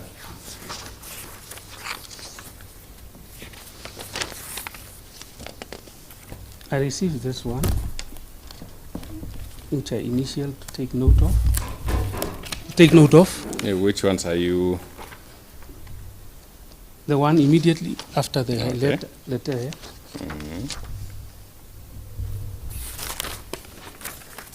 The one quota sold from what's it from Fishrot, The one for 2016-2017. correct? Again, a quota sold from Fishrot.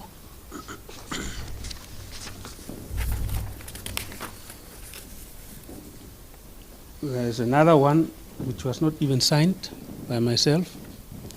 Which one is that one? The next after this is this one. It's titled what? National Fishing Corporation Quota Payments 2016-2017. Yeah, 16/17, my lord. Okay. Another one as well, quota payments, page 2. This one. What about Also from Fishrot quota payments, 16/17. that? What about it? Did you receive it or not? Not signed, it's not even initialed by myself. Did you receive it or not? I can't say that I have received it or not. I cannot testify on that. Okay.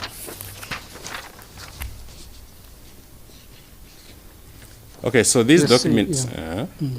Okay. Yeah. Okay. This one as well. It's quite a number of pages. And the following one as well. Okay. Yeah, let me stop here for.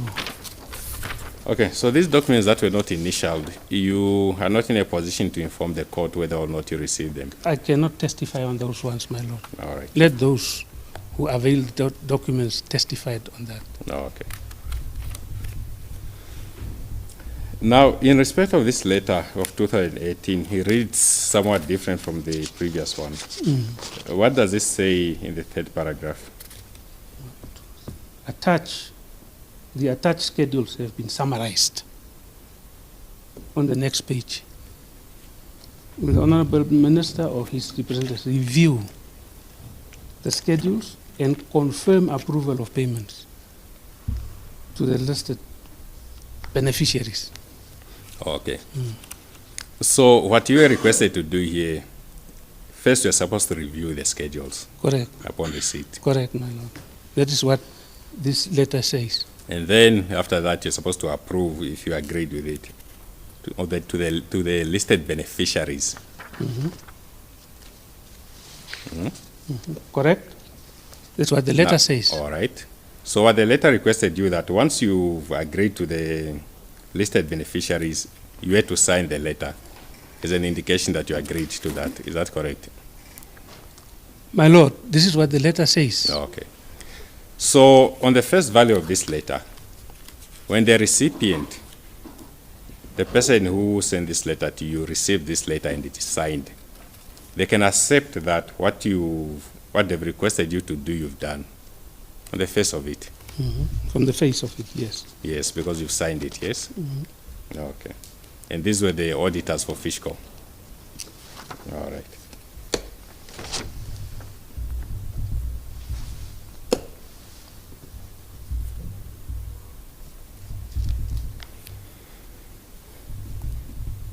Okay. Now you can move on to the paragraph that starts with Honorable Minister agrees. Or what does that say when you read Agrees that to the portion? quantities of quotas shown by Fishco, as received by Fishco, on behalf of third parties. Okay. So you also had to agree, you were requested to agree to the quantities of the quotas received by Fishco for the benefit of the third parties. This is what the letter says. Okay. And you signed the letter agreeing to that? This is my signature, my Lord. Yes. What I'm saying is you signed the letter agreeing to that. I signed the letter with the understanding, my Lord, that with the proviso that this very signature, which I have put here, was not to be an obstacle in the finalization of the annual financial statements ending 30th of September 2017, the audits of those financial statements. That is the essence of me signing this very letter. And secondly, I was saying that when I signed this very letter, which was sent at my house on a Wednesday, that I'm signing this, it must be verified, because I don't keep records of quotas, I don't keep records of right holders, I don't keep records of licenses. All the particulars of that is vested in the office of the PS. So I trust you, go and verify these very things and get it stamped at the office, because I don't have a stamp of officials here. I just signed it off. And this is what has happened even in 2019. All right. And what was depicted, what were you requested in the next paragraph by the auditors? Honorable Minister, the third one, Honorable Minister, allow Fishco and its subsidy to deduct the overpayment of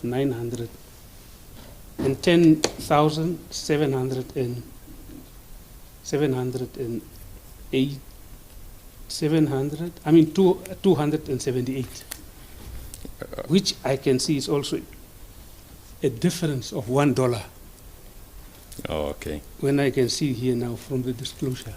All right. You skipped a paragraph, just the one on top of that. Which one? Oh, sorry, my apologies. The important one. The minister agrees to the beneficiaries paid by Fishco using the proceeds of governmental objective quota. Okay. So, in instance, you have to agree to the identity of the beneficiaries who were paid by Fishco in this case. With the understanding that it must be verified.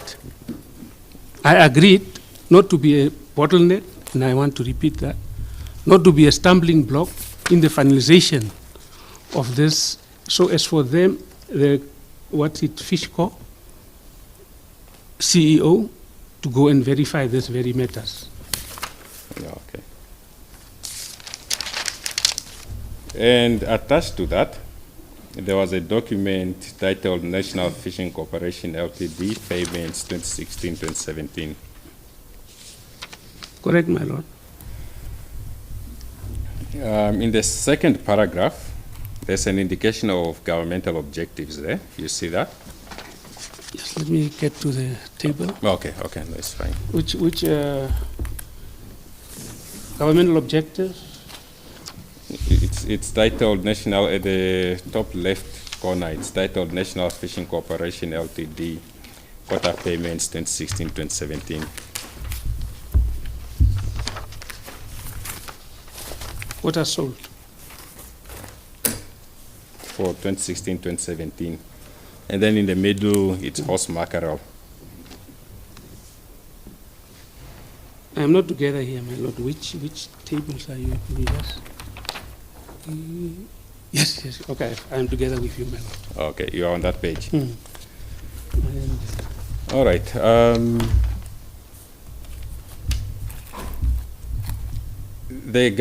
Under horse mackerel, who's depicted there as governmental objectives? Swabo Party. Okay, and the tonnage? 18,800. Okay. Okay, so you've already indicated who's the beneficiary. This is what is reflected here on this page. Yes. Swabo Party. Okay. And according to this letter to the auditors, you had to agree to the beneficiaries paid by Fiscal. Asked and answered, my lord. And now I'm being particular which beneficiary it was. Initially, it was a general question about beneficiaries. Okay. Now it's about, we are dealing with a particular beneficiary, Your Lordship. Oh. As a place, the court. May I proceed? Do you have an answer to that, Mr. Esau? On this one, there's no initial. Okay, but you cannot say whether or not you received that letter. I cannot say yes, I'm indifferent. I have not seen this. It came from Fishco. It was disclosed as a document from Fishco, and I cannot say that I have seen this one because I cannot see any acknowledgement or noted part of this very thing. Okay. And then the last letter from Steer Fente, Correct? the one dated 23 January 2019. Are you on that one?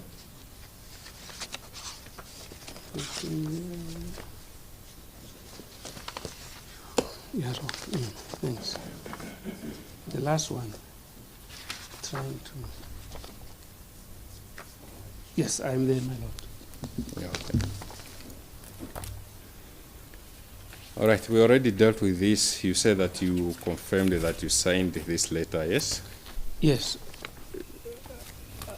My lord, I just want to take Yes. my lord back on this very, even the table, the table of that 18,800, which I have not initialed. There is in that table there is not even a date mentioned. The date of payments, payment date, company paid even is not mentioned there. It's quite blank, and I don't know. I just want to bring that under that. Yes, I'm now in 2019, my lord. Okay. Are you at this particular letter? Correct, my lord. I am there.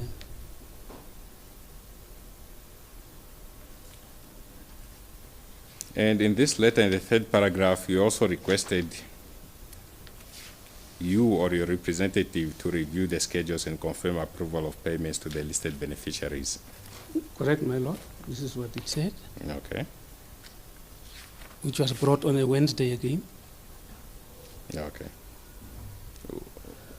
Everything is brought always to time when, and I was not in the office, I was at home, Mm. preparing myself for other activities, other meetings. You said who brought these ones, the last two letters? The last one was sent through, as I've said, that box mail back, which normally is sent from the office to me, with other documents as well for signing. Okay. And it's brought by the drivers as well, my own drivers, from the office.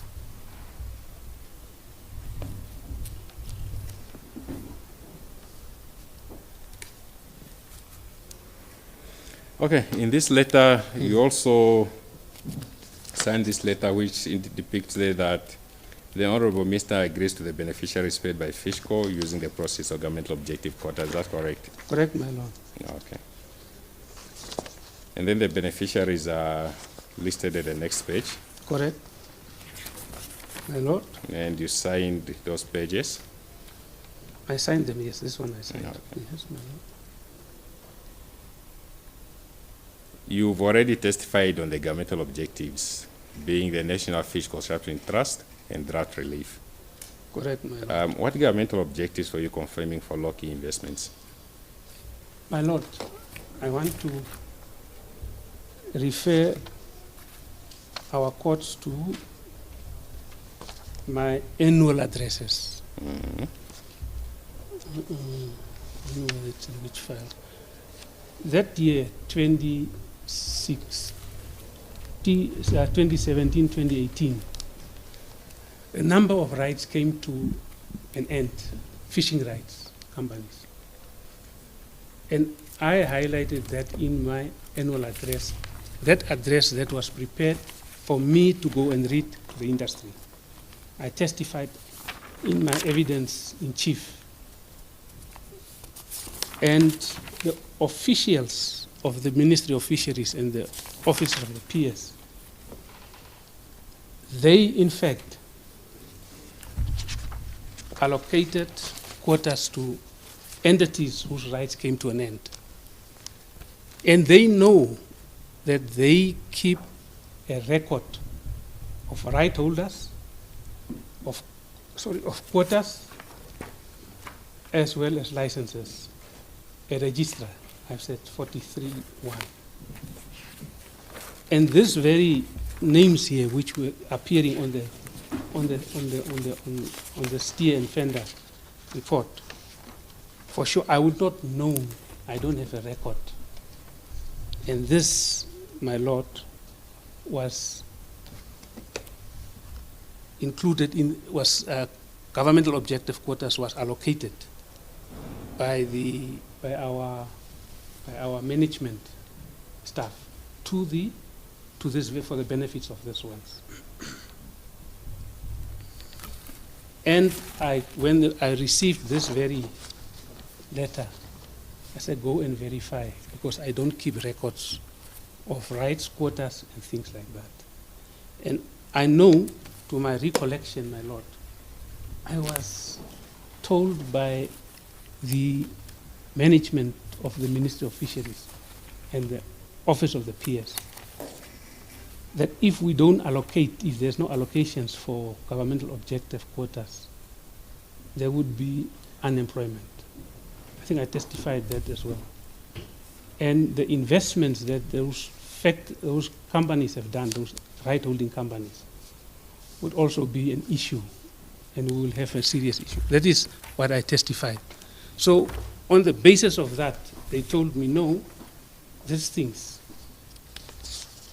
are fine. They have to be, but I know in the back of my mind, in my subconsciousness, that governmental objective quotas are to be directed from cabinet. That I know. Okay. And are you aware if there was any directive from cabinet for these other governmental objectives? I was not aware. I was not aware, my lord. Oh, I testify that. okay. I was not aware.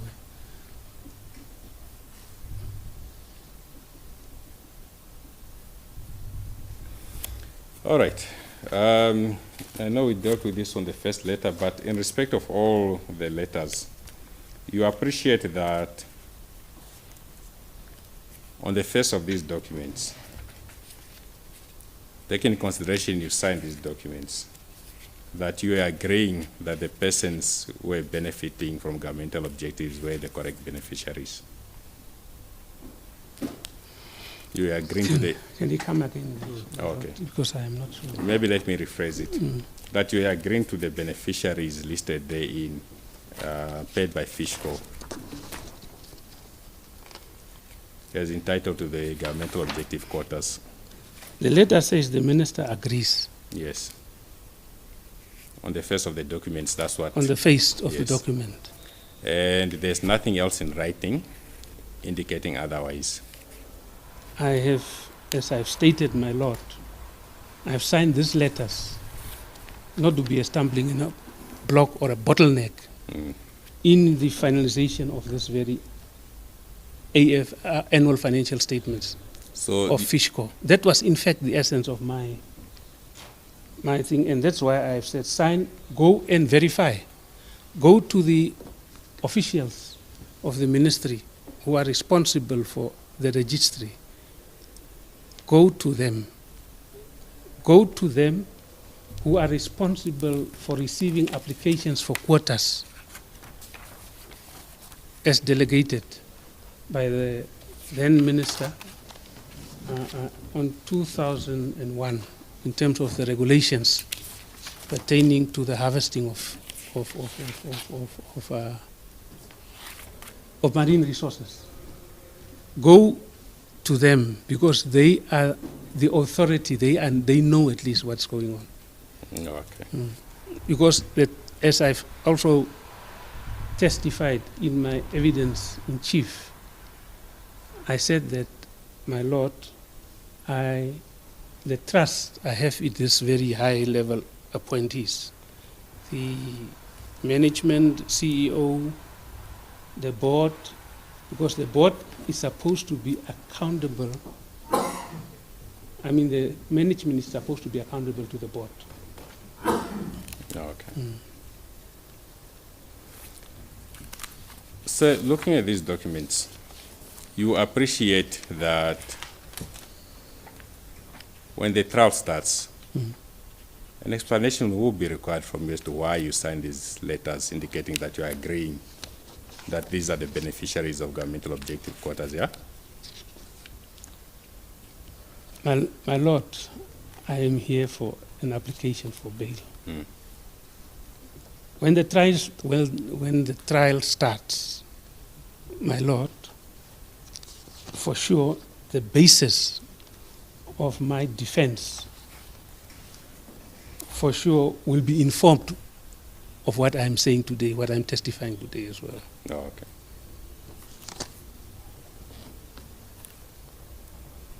Because in the absence of your testimony, if you do not testify, and there are these letters which say that you agreed to the beneficiaries of governmental objective quotas who were unlawfully awarded those quotas, if you do not testify, you know there's a very high likelihood of conviction.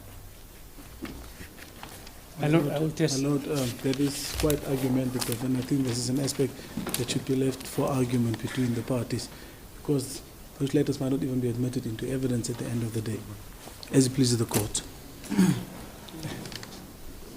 Yes, I'm just putting it to him, the state's version. I know we'll come and argue it at the end of the day. If he has a comment on that, I think he can comment. If not, there's no need for him to comment, Your Lordship. But I just want to put the state's version because we allege, for purpose of the bail application, that we have a strong case against the applicant. Okay. I've also taken note of your objection. I'll allow the question. As it pleases the court, Your Lordship. Do you have an answer, Mr. Esau?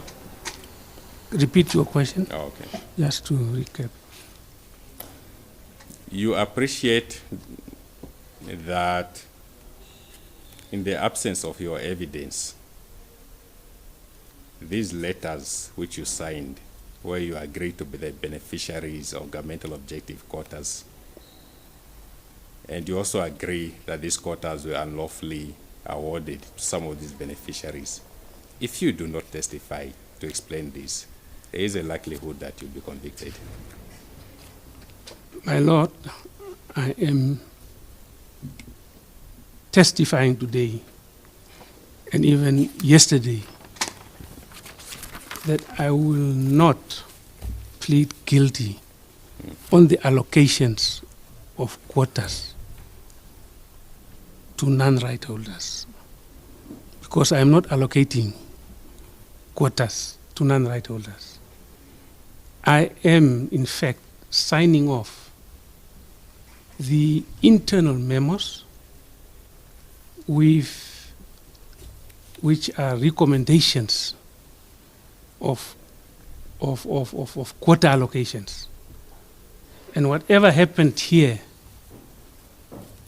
was not my directives. It was not my instructions. to pay quotas, to pay, in fact, these very beneficiaries.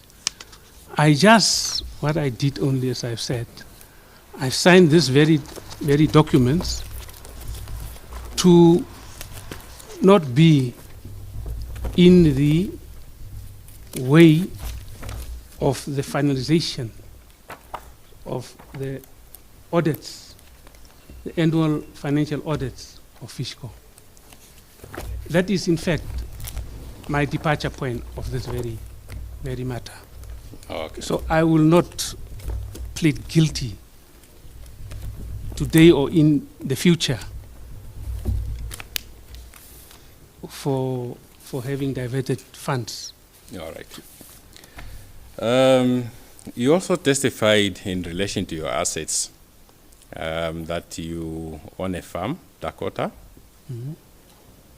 You recall that? Correct, my lord. Who in particular owns that farm? It's me and my wife. Okay. Are you okay? Because of marriage. Yes. And you are the sole owners of the property, is that correct? You and your wife? Yeah, me and my wife. Okay. So, subject to the Namibian laws, you can alienate the property as you please without seeking consent from relatives. It's not a family, it's not a farm Mm-hmm. that was bought or acquired by families. Oh, okay. It was acquired through an agri-bank loan, Okay. a affirmative action loan scheme. Okay. AAL loan. And the house in Hockland Park? So also me and my wife owners. And similarly, you can also dispose or alienate of it as you please without any consent from any relatives, huh? My lord, it applies the same on farms or any other property. Yeah, okay.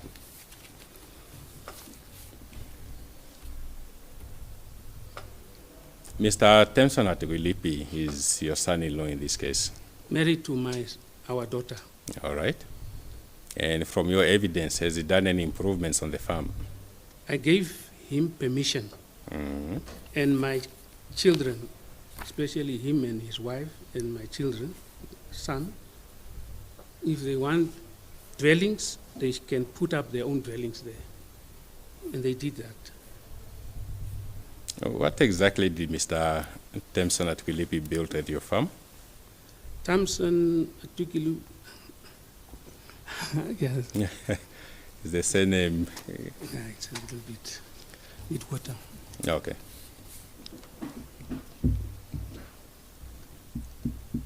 He built a dwelling, sub-dwellings. Sub-dwellings? Yeah, sub-dwellings. How many? 2. What are sub-dwellings? We have a main dwelling, my lord, that belongs to me and my wife. And that is the one which was there before they have built theirs. Oh, okay. Now, when you refer to 2 sub-dwellings, how many rooms were there in these dwellings? My lord, they had, when I went to look at the construction, I mean the dwellings, after they have finished, it was 3. 3 rooms? 3. 3 rooms for each dwelling? Yeah, per dwelling, with that sub-dwellings. 3 bedrooms, in fact. No, 3 okay. that way, yeah. And who was staying in these, both these sub-dwellings? They have 3 rooms, each 6 rooms. Yeah, it's them and their kids. How many kids do they have? They have 2, a boy and a son, my daughter and a husband. They're occupying all 6 rooms. No, the one of the, my lord, one of the dwellings, the sub-dwellings. Okay. The other one belongs to my son. Which son? My son. I have only one son. Oh, okay. All right. So in instance, they also build a dwelling for your son at the farm. Well, that's their arrangements between them and their son, because I told them, this plot is for this part is for my son, and this one you can put your thing there. And when were they built? Phew. 2017, something there. Okay. I think 2016, 2017. All right, somewhere I'm around there. just, I think so. Yeah. But I know that it was 17 as well, around about 17. 2017. Correct, my lord. Okay. Now, where did he get the money to build those dwellings? Do you know? My lord, when my son-in-law came his family came to us for the marriage of our daughter. He was introduced as a businessman. He's self-employed. He's a self-employed somebody. So because we were asking now, where are you working, where are you from, and things like that. So he was introduced by his people. He's a businessman, he's doing his own businesses and things like that. So I never went into the details of what businesses he owned. I don't want to go into things which are not of interest to me. So I take it then that you did not inquire as to where he received funds to build these dwellings at your farm, huh? My lord is a businessman. And a businessman is there, the cognitive objective is to make profits and to make money out of the business. Okay. This is my layman's understanding. I was not a businessman. I was a politician. Okay. In your initial bail application in the Magistrates Court, you conducted that bail application together with your son-in-law, Mr. Temson Atukilipi, is that correct? Correct, my lord. And both of you submitted affidavits to the court? Correct, because we had one lawyer, one counsel. All right. Explaining those affidavits, your involvement, if any, in these matters. Correct? Explaining in those affidavits what your role, Correct. if any, in this matter is. Correct, my lord. Okay.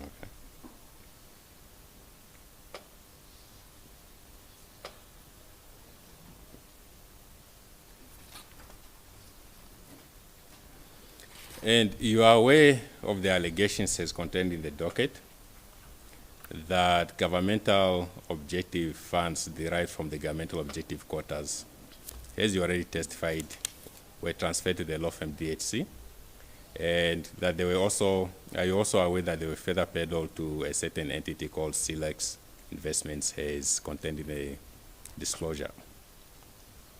I testified. No. The second part. The Silex. Okay, let me cut it in pieces. You testified that you became aware that the governmental objective funds derived from governmental objective quotas were laundered to the law firm DHC. Is that correct? My lord, after the... Were paid. Objection. Yes, just the word launder. That was not the testimony. I know my learned friend is stretching it a bit here. Okay. No, I appreciate that. Yes, he did not use the word launder, indeed. Let me rephrase. Those funds were unlawfully paid to DHC. My lord. My lord, objection. The witness also did not say unlawfully paid. The witness just said that he realized that funds were then paid to Silex. That's all. That's the crux of his testimony, as it pleases. No, Your Lordship. In cross-examination, I reminded him what he had said in the examination in chief, that the transfer of those funds to DHC were unlawful. That was the way they used in examination in chief. And when I brought it up in cross-examination now, when he was talking about it being unprocedural and so on and so forth, he still confirmed that, yes, it is unlawful. So that is his evidence, and I can put that to him, that those funds were unlawfully transferred to DHC. Yes, from the evidence presented, you'll be entitled to put that to him. He can still answer the question. As it plays a court, Your Lordship. That was your evidence, right? My lord, I, in fact, testified that I became aware of funds being paid into DHC before even I knew DHC. That's what I've testified. I never knew DHC. Okay. I never knew Maren or who Maren declared. Oh, okay. I never knew Silax. I Oh. never knew such kind of outfits or entities. All right. Now, you've noted from the disclosed docket that the funds were paid, laundered to Silax Investments. Did you notice that? My lord, my lord, the word laundering or laundering funds to these entities which he mentioned, THC or whoever. I was not aware until the time that the disclosure came about. That is the question, yes. Yes, until the time All right. the disclosure was made. Okay.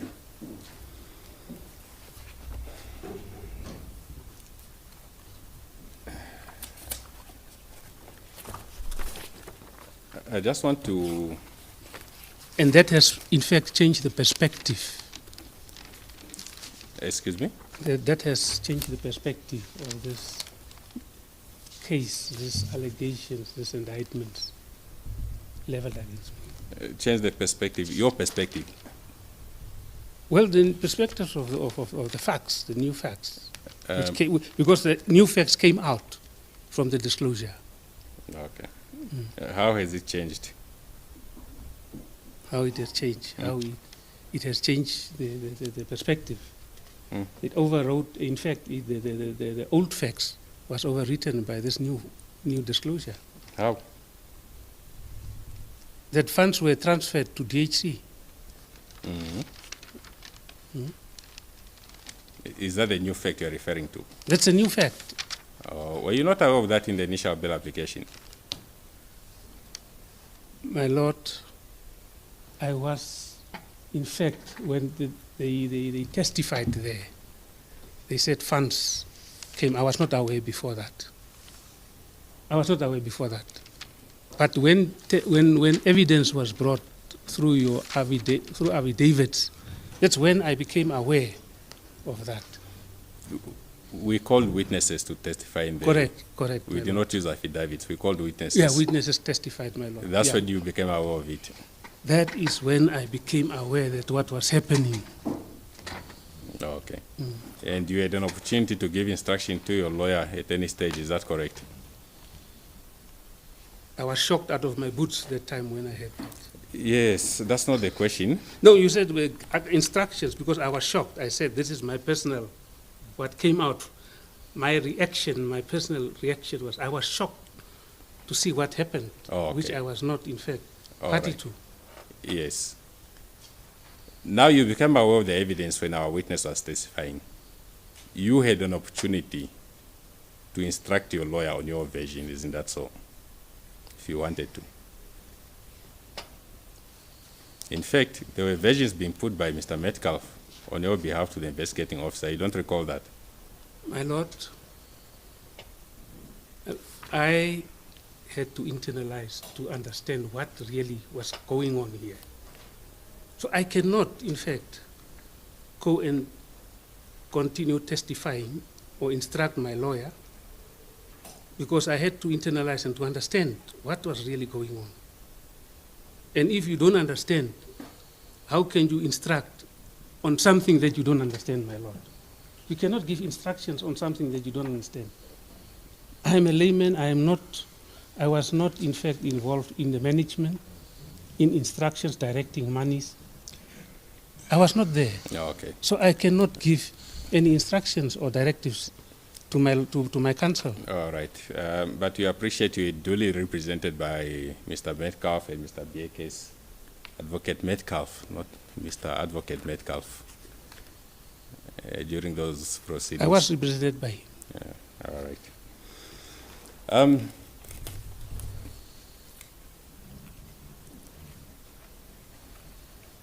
Okay. I just want you to briefly have a look at the affidavit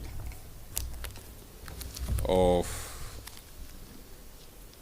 Mr. Temson Hatukuilipi.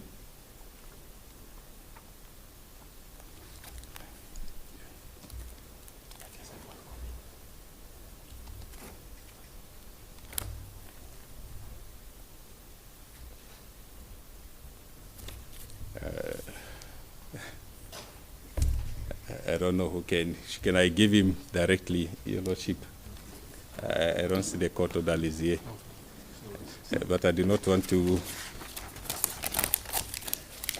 Okay, okay, no, you can give him.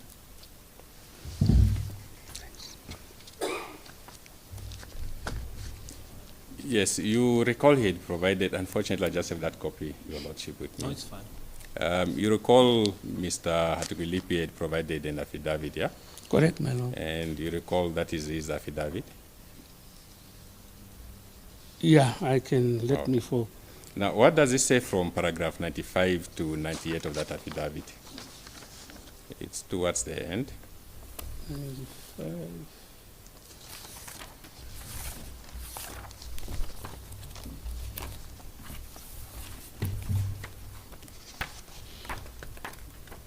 Yes, I am there from the Fishrot case.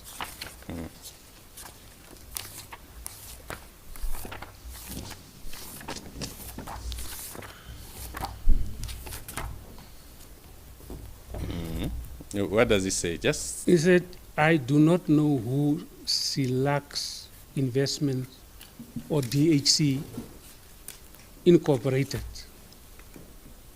What I know about it is what is reported in the local press. However, I can confirm that indeed monies were paid into JTH Trading CC, Erongo Clearing and Forwarding CC from Silax Investments and DHC Incorporated. This is now para 95. Para 96, the said funds are the subject of a loan transaction between my cousin Hatukuilipi and I. James and I would regularly loan each other monies and repay each other. It's paragraph 96.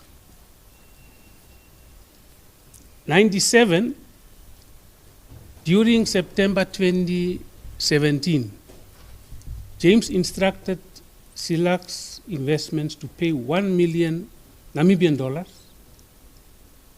to my CC. JTH Trading and a further 1 million to Erongo Clearing and Forwarding CC. These payments were made to me on the instructions of James after I borrowed him through his CC Greyguard 500,000 in March 2017, and then it's point comma 1 million Namibian dollars in April 2017, and a further 1,250,000 in August 2017. Next sentence. I made the payments through two of close corporations. I think it must be of his close corporations. I unfortunately do not have full access to my bank accounts, being incarcerated, and can therefore not provide a full account of the funds loaned and repaid, but recall that we regularly loan each other funds. That's paragraph 97. 98, I think I'm just reading this. The last paragraph, please. I approached James for a loan in February 2018, it's para 98, whereby he instructed DHC Incorporated to pay me 2 million. In March 2018, I refunded him 1.9 million from JTH Trading Company, CC, and paid it over to Greyguard, which James designated. I at no point in time knew of the source of funds that was paid into the account of DHC Incorporated or Silax Investments. I earnestly believed that there was nothing untoward. As James borrowed me the monies, I refer to the confirmatory affidavit of James Atwikulipi in this regard, annexed here too. Okay. All right. Thank you. May I just set that back? The 99? No, the entire affidavit, please. Can I read 99 as well? Oh, you want to read it? If you think because it's highlighted here as well under this. It's No, available. it's not asking questions. It's not necessary. Okay. You can bring it. I thought you deemed it necessary for your response. Thanks. Okay, thank you. Okay, so you can appreciate from the affidavit of your son-in-law that he was a recipient of funds from Silax Investments and DHC. I have not received any funds Not- from Silax, neither from DHC. Not you, your son-in-law. You appreciate from his affidavit he was a recipient of funds from Silax and DHC. I cannot testify on behalf of my son-in-law because bail is individual. Testimony is individual. Okay. There is no way that I was in cahoots or in whatever way with my son-in-law or with James Atwikulipi or any other accused. So I cannot testify on that, my lord. Okay. And I stand on that. All right. Mr. James Atwikulipi provided a confirmatory affidavit to this affidavit. You recall that? This is what is said in his affidavit. Yes, and in fact, he did provide a confirmatory affidavit confirming what Mr. Thompson was saying. Well, that's between him and Thompson Atwikulipi, the cousins. Okay. You are not in a position to dispute Mr. Thompson Atwikulipi's evidence that he received funds from Silax and DHC. My lord, I cannot testify on behalf of Silax. I cannot testify on behalf of DHC.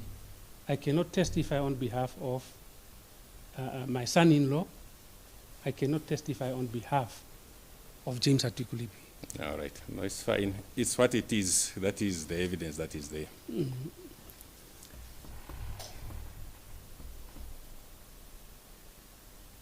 Payments of loans, repayments of loans, as indicated in this affidavit of your son-in-law, that has nothing to do with governmental objectives, does it?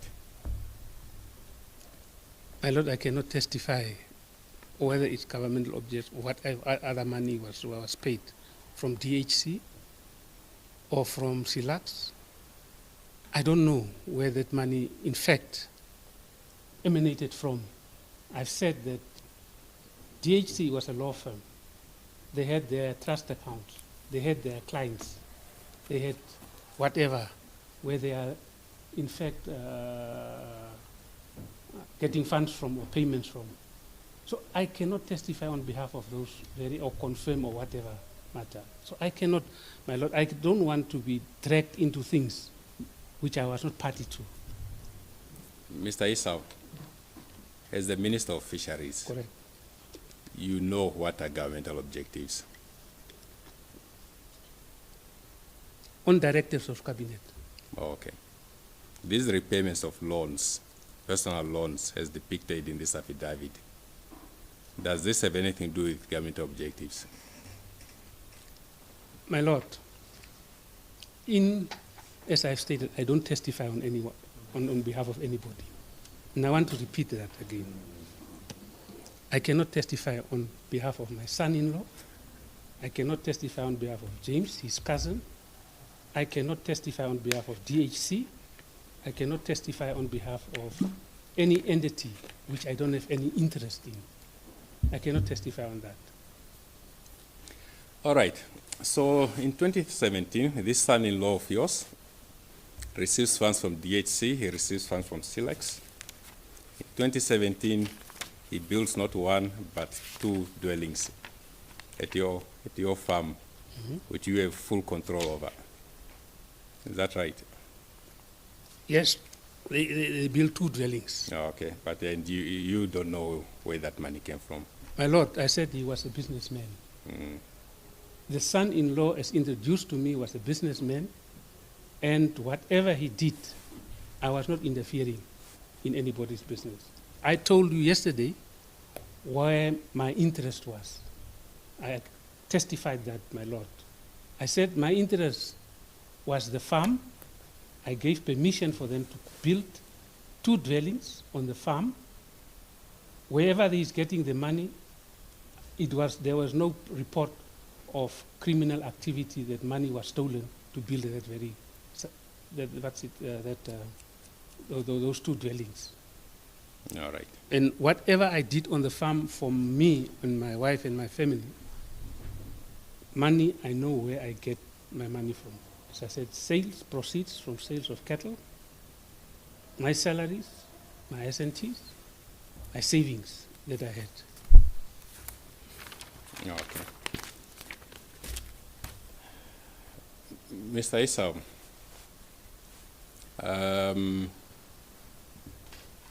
through Ocharongo Plot 51 CC, you're a member of that CC with your wife, is that correct?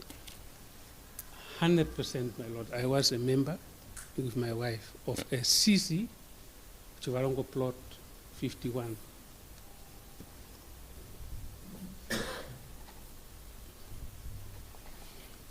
Which came out from the disclosure again, that name, Ocharongo Plot 51 CC. It came out from the disclosure.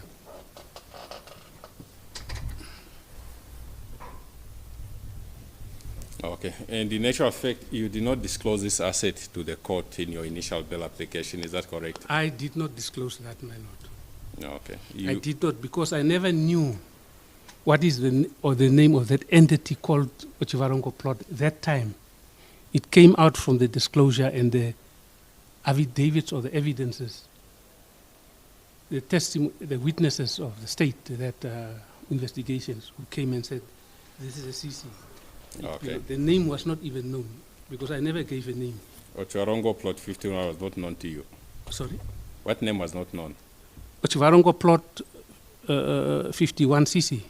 That name was not known. I was not given a name to any CC. When did you come to know of this name? Disclosure.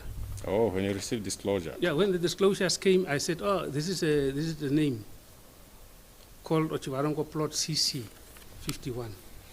You remember we submitted exhibits in the Magistrates Court regarding this my plot? Lord. I remember. You remember we submitted the funding statements? Correct, my Lord. For the CC? Correct, my Lord. And the members? Correct. All right. You remember we submitted the purchase agreement? The offer. Yes. Yeah. Remember, which you had signed? Yes, I signed. With your wife? Correct, my Lord. And you remember also submitted email communications? You submitted email communications, yes, my Lord. Involving the conveyancers, Mr. De Klerk, and at some stage you also CC'd BM Dakota Fund. Which I can really say now, my Lord, that very correspondence, there was no confirmatory that I have received it, although it is CC on me. But I have not, as I said, I had a problem with my Gmail address because I feel that it was hacked. The Gmail was hacked, in fact, and I could not, and I had the iCloud address. I testified that. Okay, I think this is now a Yes. new fact. No, it's not a new fact. When was it hacked? My lord, I could not open that thing, the Gmail. I could not open the Gmail. Since when? You know, since it was some time back, that was around about 2018, 29, 27, 17, 18, that's what my recollection, I'm trying to go back, but there was an issue of my emails and Gmail was hacked. It was hacked. Okay, we've dealt with this issue extensively in the Magistrates Court. The exhibits are before court. Correct. I don't want to I saw that, regurgitate an issue which is already dealt with. But you noticed from the forensic report that this Ochuarongo plot 51cc, which was purchased, there were funds emanating from CELAX and from DHC in excess of 1.2 million. My lord, without my instructions, without my directives to pay for a plot, and I was saying that in my evidence in chief, we had the money to pay for that plot. I mentioned it that in my bank account, and I can test, I can provide proof of that I had enough money to honor that one, and I was waiting for invoicing to be sent to me. Okay.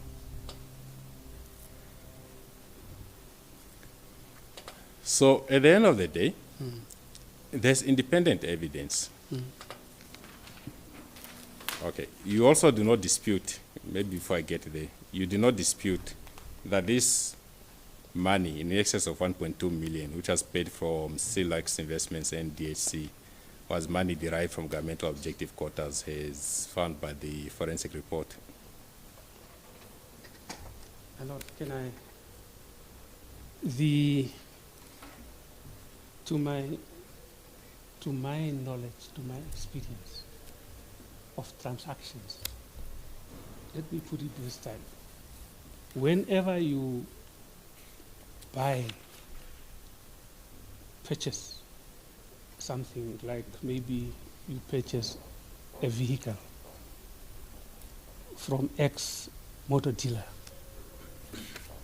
this very vehicle that you purchase, if it costs, let's say, 100,000 Namibian dollars. Now, in that 100,000 Namibian dollars that you pay, there is always a component of maybe commission. Commission is built up maybe of 5,000, and which means 95,000 is for the price of that commodity, that item. When you transfer or when you transact, the money will be 100,000 that was paid. And when it will be written as maybe purchase of vehicle, when they transfer the 5,000 to somebody who was supposed to earn a commission on that money, it can also come as purchase of vehicle. So I am not, my lord, in a position to testify on behalf of those who paid money on the plot, whether it came from governmental objectives or whether it was a commission or whatever. I'm trying to explain this very issue. And I cannot testify on behalf of CELAX. I cannot testify on behalf of DHC. I cannot testify on behalf of those. But I'm just trying to illustrate that you can have miscellaneous expenses. But in the miscellaneous expenses, there are expenses that are maybe supposed to be somewhere for something else. And that's where at the end of the financial year or anyway, anytime, you have to go and validate that very amount that was paid. I'm just trying to explain, just give you the practical illustrations of this very. So I don't want to testify on behalf of those, because I don't have, I never had links between me and DHC on the payments of that amount of monies on the plot. No, I was waiting for an invoice to me to be sent by those whom I said they can do the conveyancing in this DHC. I mean, Maren de Clercq. Okay. I appreciate you will not testify for others. No. I will never, my lord. What I'm putting you does not change. That from the evidence gathered, you cannot dispute it, that over 1.2 million, which was used for the purchase of that property, which came from Silax Investments and DHC, was part of the funds from governmental objective quotas. You cannot dispute that. I dispute it because, my lord, the evidence is not credible. Evidence was not credible enough. All right, so you dispute that this 1 point. I dispute that because I was never given an opportunity even to be interviewed on that very matter. Okay. I was never given neither by Deloitte or who's this, the auditors, because that's why they are saying it's a disclaimant as well. Okay. All right. Now, Mr. Esau. Yes, my lord. Since you are disputing it, where did it come from, the money? You are smiling. I'm smiling because the question, I will answer. I will answer. Yes. Where did the money come from? If it's not governmental objective funds. It came through, my lord, the disclosures, as I've said. The disclosure said that this money, those ones who were investigating this very matter, came with the evidence, which is not credible, to say that these monies are coming from governmental objectives. I don't know whether they have offloaded or gone into the detail of that governmental objective monies. I don't know.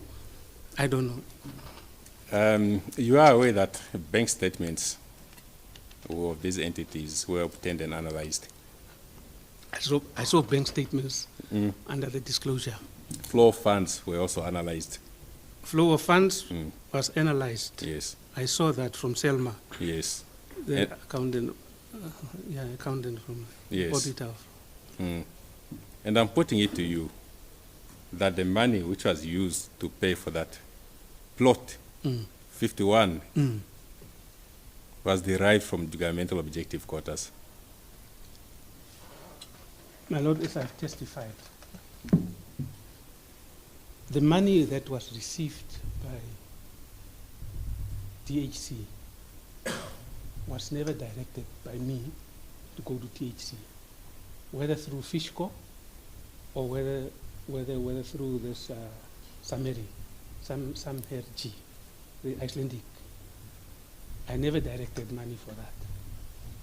What I did, my lord, in this very situation was I was introduced for a will.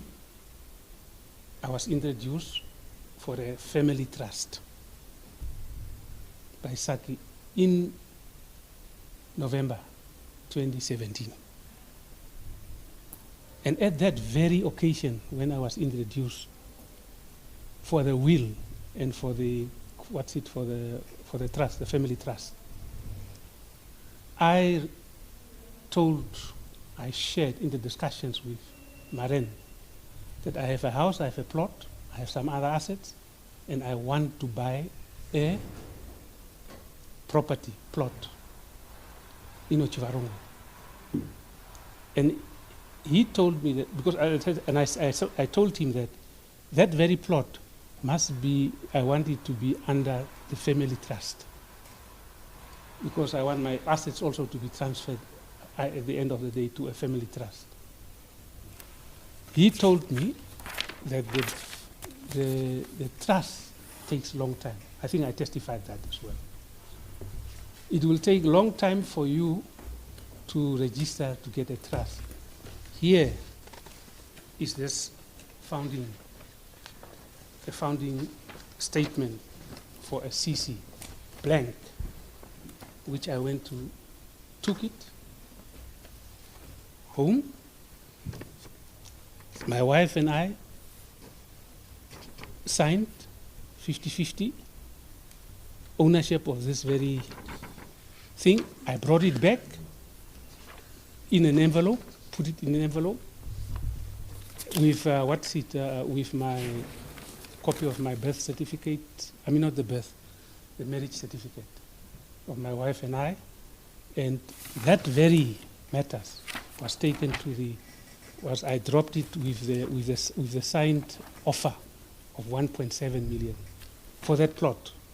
And I dropped it there. He was not there. I dropped it just at the reception there. And I left. And I said, well, I will hear from him in terms of that. I was not aware of any monies, that time even, paid as governmental objectives into DHC as well as to whatever CELAPS entities. And I also testified that I was waiting to be invoiced. That's it. And I was waiting for the invoice to come and for me to do the necessary arrangements to pay for what I have committed myself to pay to. Because I had the money and I was saying, I have proof of the monies, I have proof, and I can even provide it now. Because I hope it's here in my files here of the funds I had to pay. Because I cannot take a decision of buying whilst I don't have money. That's the state of affairs on this very plot. Yes, no, I understand your evidence that you did not authorize payments to DHC. But do you dispute that the payment for this plot was derived from governmental objective funds? I am not in the full understanding, my lord, of monies that was earmarked for governmental objectives that was sent to DHC. I testified on that one already. I was not in the full understanding, and I cannot confirm that very thing because, as I've said, through the disclosure, an unprecedented insight came about funds that was, in fact, described as governmental objectives. To put it that way, described as governmental objectives that was channeled or paid into DHC. That was only when the disclosures came. Okay. And when I was applying for my bail in the court Aqua. Okay. You just testified that you had to send the registration documents for Ocharongo Plot 51. What document? For the CC. What documents, my lord? Registration documents. What documents were you referring to? I was signing the offer, the deed of offer, what deed of purchase deed, what they call title, something like that. I don't have the heading now here. Okay. Yeah, but I signed that one because I wanted to buy that plot. I wanted to invest in property, in that property. Okay. And I signed the founding statement of a CC. Yes. Yeah, but it was not even completed as well, some of it. What was missing in it? The CC, the name. In the CC was the name. Okay. And even the what do you call it, the auditors or accountants for me, where else I know my accountants were Grand Namibia, not that which was put in there. Okay. At the time, in 2000, in what year was this? 17. Okay. 2017, my lord. My Lord, just because sometimes I forget the 20, I said 19, I think sometimes. Is it backward? 2017, yes. Yeah, 2017 November, around about November month. Yeah, around about November. Yeah. Okay.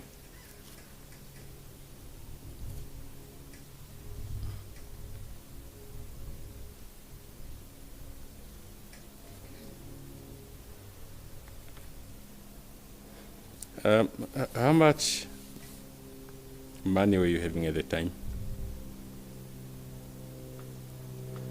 You know, accumulatively in the banks, Nedbank, Standard Bank.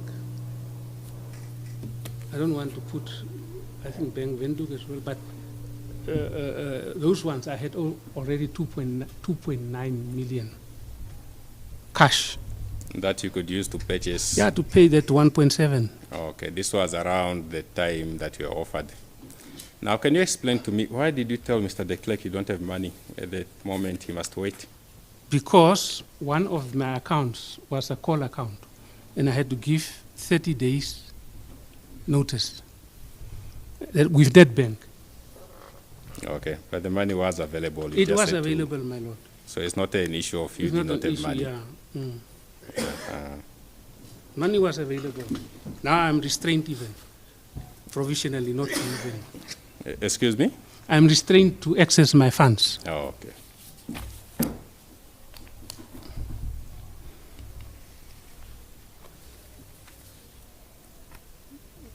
Mr. Esau, Yes, my Lord.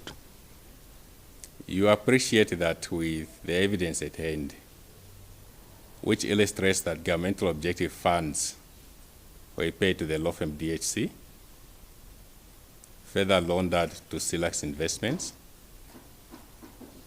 and some of the funds were used to purchase a plot in a CC where you and your wife has an interest.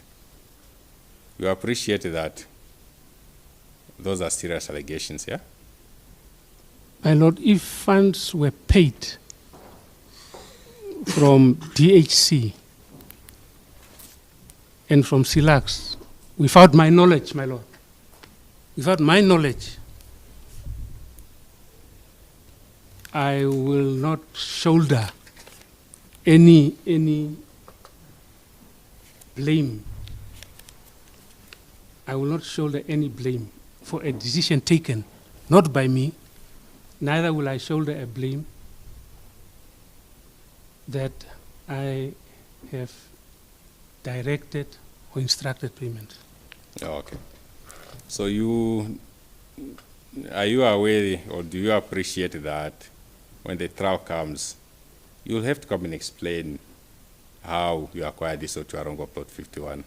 Correct. I'm ready as ready can be You'll to come and explain how I acquired that very plot. Okay. So you'll come and testify to exonerate yourself to show that there was nothing unlawful from your side? From my side, there was no decision, there was no instruction, there was no directives to pay. All right. Your Lordship, may I just request for an adjournment? Perhaps you can proceed. Maybe before that, regarding this plot, and from the evidence he's giving, I'm not sure if it has an owner. Excuse Are me, you Your saying that he's the owner of the plot? Lordship. The CC, Otuarongo plot 51, owns that plot and he has an interest in the CC. Oh, okay. Yes, Your Lordship. All right. Just to clarify one aspect, if I recall well in your evidence in chief to Mr. de Klerk, you never went back to him or you never made follow-ups Correct, my Lord. because you became busy or you engaged. Correct, my Lord. And so you did not revert back to him until you learned through the bail proceedings that the plot was now purchased also. Yeah, paid for. Yeah. My Okay. Lord, it's correct, my Lord. All right. You did not find it maybe necessary to just inquire from Mr. de Klerk, how far is the transaction of the CC? Because it might have been some time. That's 2017. Then there's the whole 2018, I think. Yeah, correct, my lord. Yes. I'm just wondering, like, what could have been happening all that time?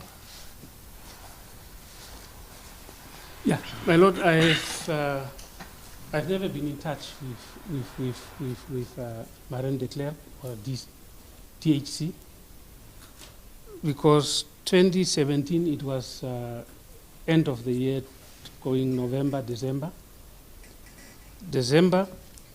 In December, my lord, normally we take our breaks. We focus on other matters like family and things like that. So I was on the farm, if my memory serves me well. Our reception on the farm is not so, telephone-wise, it's not so, it's very difficult. It is very difficult to get receptions and calls. 2018, when I came back from my leave,